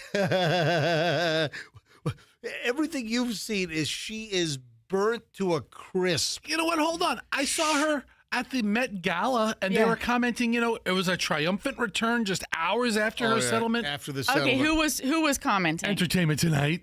Yeah. Yeah, okay. I saw over the weekend they did a Met Gala review, and I got stuck watching. Clueless dorks at Entertainment Tonight. Yeah, a bunch of dorks. Entertainment turds. So does Blake Lively have nobody's going to touch her. All of the studios. What did the bosses at what was it, Sony? I think it was Sony. What did they? They referred to her as the terrorist. They called her a terrorist. Sony. She was the big deal is that she was caught lying, right? Because she said in the deposition that she never told them to destroy the dailies, but in fact she did, and that's really one of the the biggest live factors in her, between her deposition and what was uncovered under evidence that sort of pushed this thing into settlement, right? So. I mean, they're saying what executives, what production companies, what studios are going to want to work with her when they know that this is how she. Apparently, her behavior is well known and documented. They all know that that's how she behaves. She really is she's overplayed her "I'm married to Ryan Reynolds" thing, and a lot of people put up with her because of him. So now we'll see, right? And she has no projects on the books. Yeah. The Sony Pictures executives are calling her a terrorist. They're lumping her in the same category as Osama bin Laden. Yeah. Oh, they call her Osama bin Lively. Yes. That was the nickname for her. Osama bin Lively. Do you think that she's getting work anytime soon? Get out of here. I think that's hysterical. The thing is, you have to be careful about where you get that information from, because that Penske media group, they're whoever the CEO is, I think he's very, very friendly and good friends with Ryan Reynolds. So a lot of their products, Variety, Billboard, Hollywood Reporter. It's a favorable spin. They always publish a very favorable spin for them. And it's been very difficult for them since Friday and over the weekend to publish anything that really describes the settlement as it is. She lost. She withdrew. So Hollywood Reporter has a headline about where their careers go next. And it says, who wants to work with people that go this far? Yeah. Right. Yeah. Their careers are circling the toilet. No. The Hollywood Reporter is trying to be no. They're going to put a little fresh spin on it, and they're going to good luck with that. They're going to speak just to Blake Lively's or Ryan Reynolds, representatives, and they're going to put she's already talking to people. She's going to be a producer of this. Hollywood Reporter says they're in jail, both of them. Says one high-ranking studio executive. Hello. So I think Baldoni probably has a chance at a comeback. They're saying maybe not, because he wasn't really big enough, right? But that's the other part of it, is that people don't know him. So if he goes and he buys the IP for something else, another book, and he produces it, or he funds it, he can make a hit. And are people really going to look deep into the bylines and see who really produced or published this movie? But if she wants to star in something, there's so much hate out there for her. I try to look at both sides of it on the Reddit threads to see what's the hate is so much more, and the fact that she keeps lying about her case, right, and shifting her narrative is it's just people are what are you thinking, that we are not following your every move? Osama bin Lively. Yeah, that's a good one. That's pretty funny. Blake. They got all kinds of Britney Spears is breaking her silence on what she calls a spiritual journey following rehab after the DUI and that whole guilty plea to reckless driving. So she is saying it was a spiritual journey. Hold on. We're talking about her 3.5 days in rehab. Was a little longer. It was 3 weeks. Oh. All right, I'm exaggerating a little bit, but in rehab terms, she apparently has a major problem, and she was in and out of rehab in 3 freaking weeks. That's like you made an escape, and you climbed out a window in the middle of the night. She might have brought them home with her. She might have counselors in the house. Maybe they come every day. I don't know. She says that her recent troubles are a blessing in disguise. Yeah, there's a new picture of her holding a snake on social media, and she says, listen, I'm rooting for Britney Spears. I like Britney Spears. I've got nothing against Britney Spears. I want nothing but the best for Britney Spears. I hope she gets her life together. Whatever is troubling her, whatever demon she has, or whatever psychological issues she has, I would like her to be fixed and cured and wrapped up like brand new Britney. Not me. I love the disaster. I'm here for the party. That's awful. Entertain me. Yeah, what's wrong with you? It's fine. Juggle It's terrible. knives. Dance on your Instagram. You do you, girl. Don't listen to people like MJ. So she's been out of rehab for, a little over 2 weeks now? And no DUIs in 2 weeks. That's good. Yeah, she says we went to a pet store with my kids, and look at what a beautiful baby snake this is. Yeah, she took a picture with the Burmese small albino python. Yeah, she's going to buy it and start dancing with it. Right. Yeah. Do you remember that she danced with the snake? Yeah, she loves snakes. Do you remember that? Nah, I mean, that was like a big deal. Refresh my memory. It was like, I think she did on like the MTV Music Awards. Yes. She comes out there with a boa thing, Right. big crazy little big snake. It looks exactly like the one she's holding, except it's like Fester, maybe 8 feet long. Maybe 1 million feet long. The biggest one I've ever seen. Yeah, it's she's got it draped behind her back. So Britney, hopefully she doesn't fall off the wagon. Hopefully, listen, I'm not confident that this is the last time we're going to hear about Britney and her troubles. All right. Hopefully she'll be okay. All right, on to Bad Bunny's in trouble. You know what snakes love to eat? Bunnies. Bunnies. You're right. So the FCC apparently was flooded with Bad Bunny's Super Bowl 60 halftime complaints.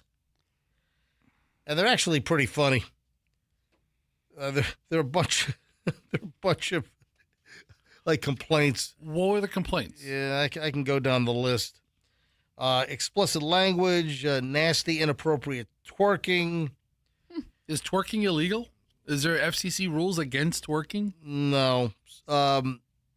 Over 2,000 complaints were sent to the FCC after the Bad Bunny halftime show. I'm surprised it's that few. Yeah. I mean, nationwide, 2,000 complaints on a very politically divisive performer. Listen. And there's a lot of heat on him before the performance. 2,000 complaints with 130 million viewers. Yeah, you're right. It's being described as an ant's fart in a hurricane. Yeah. That's what it's being described as. Wait, did you watch some episodes of Louisiana Law or something over the weekend? You're like an ant's fart in a hurricane. Sounds like a Grady Judd quote, doesn't it? I've never heard you say anything like that. I got to text that to Grady. I want Grady to use that in one of his press conferences. Something really insignificant happens, Grady. Inappropriate twerking, that's one of the best. So, yeah, I mean, just... And does anybody work at the FCC anymore? Let's find out. Yeah. You want me to read some of these? Sure. I watched the Super Bowl halftime show with my grandkids. Now all they do is run around saying stuff. I don't know what it means. I do know by looking into what the songs were sung that they were very inappropriate. I hope serious actions are taken to justify this. I learned about eating a woman's butt at the Super Bowl. What? This was a first time for me. I was raised with God and religion. I had to go to counseling and therapy after the Super Bowl. I can't get the lyrics out of my head. I have PTSD from the Super Bowl. Oh, man. Explicit language, nasty, inappropriate twerking. Hope all of you know that people do know more than one language. For Bad Bunny to get up there a single about women and his penis and other sexual innuendo in Spanish is absolutely disgusting. NFL should be ashamed of themselves. Anyway, there's a whole list of these complaints regarding Bad Bunny. I want to go back to that one that talked about learning how butt eating goes down at the Super Bowl. That's what I want to interview her. Oh, man. The Red Hot Chili Peppers. Listen, I like the Red Hot Chili Peppers. I don't go very deep into their catalog of music. I like their hits. Yeah, I don't know if I know anything off the top of my head other than Under the Bridge. Right? Yeah, maybe that might be the only one. That's the only one you know? Sometimes I feel like I just don't have a problem. I don't even know the lyrics. Sometimes I feel like I don't have a problem. And I had Flea lived across the street from me in Hollywood. You know, back in, 89, 90, Flea lived literally right across the street. Give It Away? Right. That's the one you ought to know. Yeah, I know Give It Away. You're right. So listen to this. Why am I bringing up the Red Hot Chili Peppers?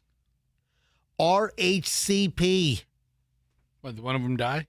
No, they just sold their music catalog for a fortune. They have 2 songs. Yeah, I don't understand this. Maybe a third. This is crazy. Maybe Suck My Kiss was another one. Right. The Hollywood Reporter says that the Red Hot Chili Peppers sold the rights to their recorded catalog to WMG, Warner Music Group, in a deal worth more than $300 million. Holy crap. That's what I said. It's like, listen, they're talented, they're great, but it's not like they've got a Van Halen. Yeah, it's not like they have a Van Halen or an Aerosmith like catalog. No way. $300 million. Okay. Michael Jackson sold the Michael Jackson estate for $250 million in an extended deal with Sony Music. All right, and then Red Hot Chili Peppers, their catalog sold for more than Michael Jackson? David Bowie sold his estate sold it for $250 million to Warner Chappell Music. I mean, I'm good for them, right? I mean, hey, listen, if you could get it, I'm all for it, but wow. Unbelievable. That's what I'm saying. I mean, the number was just staggering. Now, the biggest catalog sale to date, I believe, is the Beatles. Queen. Okay. Exactly. So Queen, I think, was $1.2 billion. $1.27 billion. Yeah, look at that. It's such a big number. It's stuck in my head. Bruce Springsteen's was $500 million.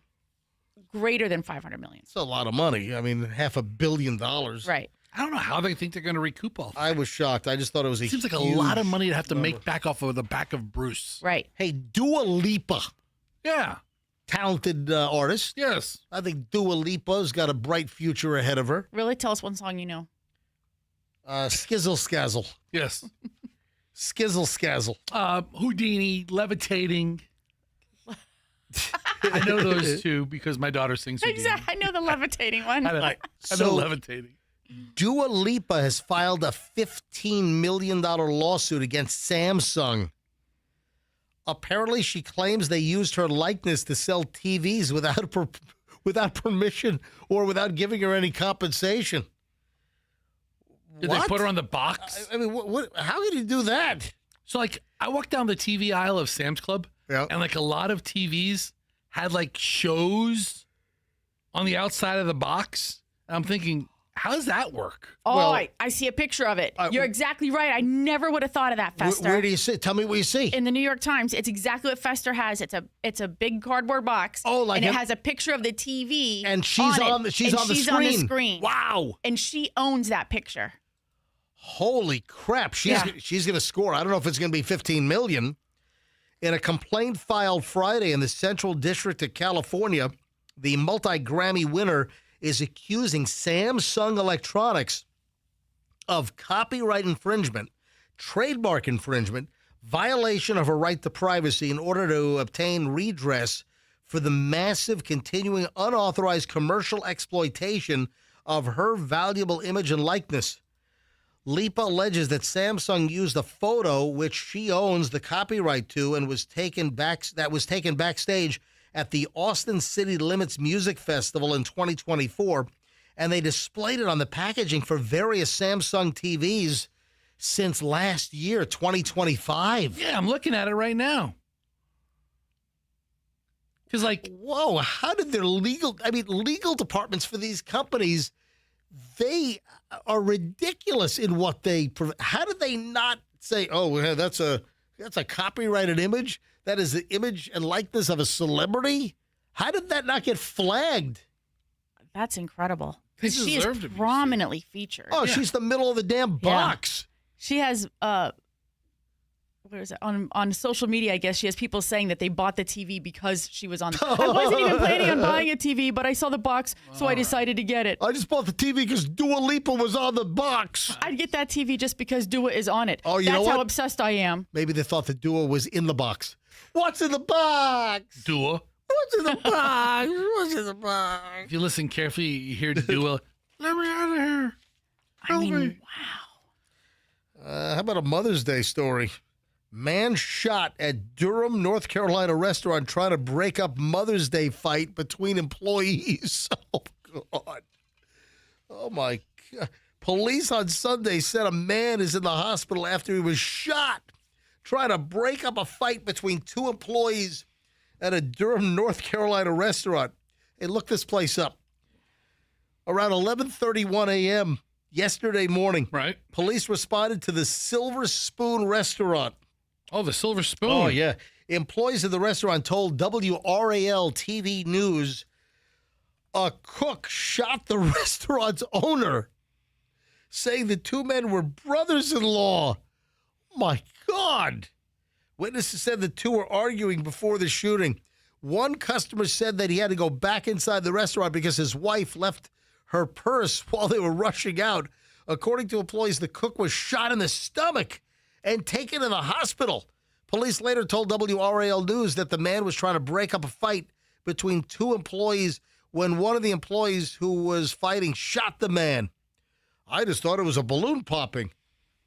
All right. I didn't turn around or anything. He said David Denny, who was at the restaurant with his family for Mother's Day brunch. I would eat at this restaurant every day. Right? It's just like diner classic Southern food. Yep. Oh, look at that peach cobbler. Yeah, right? Peach cobbler here. I mean, first starters, sticky buns. Hell, yes, please. Double. Yeah, fried green tomatoes, fried pickles, fried everything. Fried iced tea. Look at that. I mean, they have a pretty robust pancakes, chocolate chip pancakes, granola pancakes, blueberry pancakes, strawberry pancakes, wheat germ pancakes, pecan pancakes, one of each, glazed apple pancakes, glazed banana apple. butt pancakes. They got lots of pancakes. Yeah, I mean, look at the waffles. Oh yeah, Belgian waffles, we strawberry got waffles. Belgian waffles, strawberry waffles, glazed apple waffles. This chocolate. place looks great. Just move the waffles. This is the exact kind of place you want to take mom on Mother's Day. Exactly. Every kind of omelet you can know what? imagine. You know what? I haven't been there, but I'll give it a shot. Get it? Give it a shot. I mean, as long as the cook free? Or is he? Because if the cook, you go to restaurants that change chefs. Oh, no. Yeah, it's not the same. Multiple WRAL viewers said the shooting occurred inside the restaurant. Some witnesses said they ran for safety when they heard gunshots. Police said two people were transported to a hospital with non-life-threatening injuries.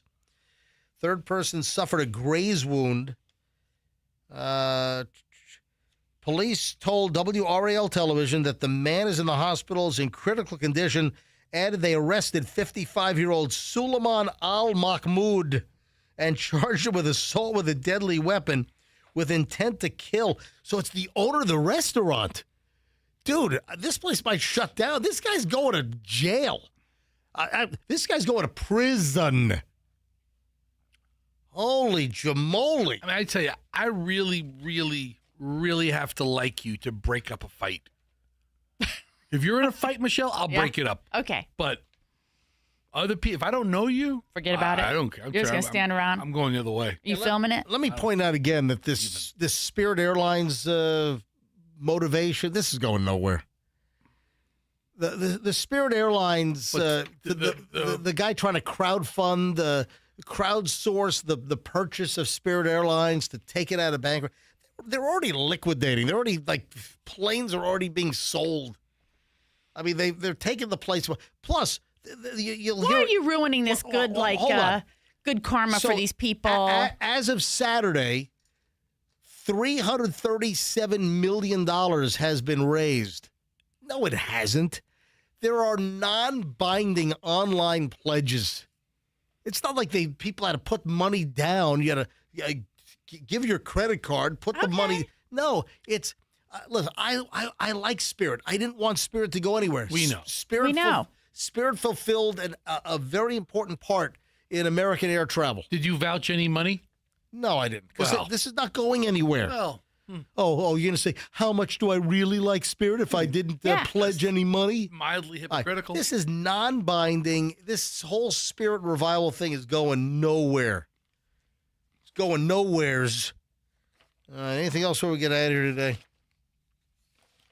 I got a lot of stuff we didn't get to. But that's the typical deal. That's the norm around here. That is. Listen, the bottom line is I have so much material for this show, I just can't even get to it all. And with that, I think it's time to shut her down. Anything I missed, Fester? Anything that comes to mind? So much. No, seriously. Is there anything that that I did not get to? All right, everybody, gather around the radio. Stop being a wise ass. We're going to talk it all out right now. Or we can do it tomorrow. I'm just asking if there's anything specific that I missed. Michelle, is there anything that I omitted? No. You got it all in. Everything. No grievous omissions? But I got a lot of great things already for tomorrow. Folks, have a fantastic day, and we'll see you back here tomorrow. MJ Morning Show on Q105, 104.7 FM, and let's be careful out there.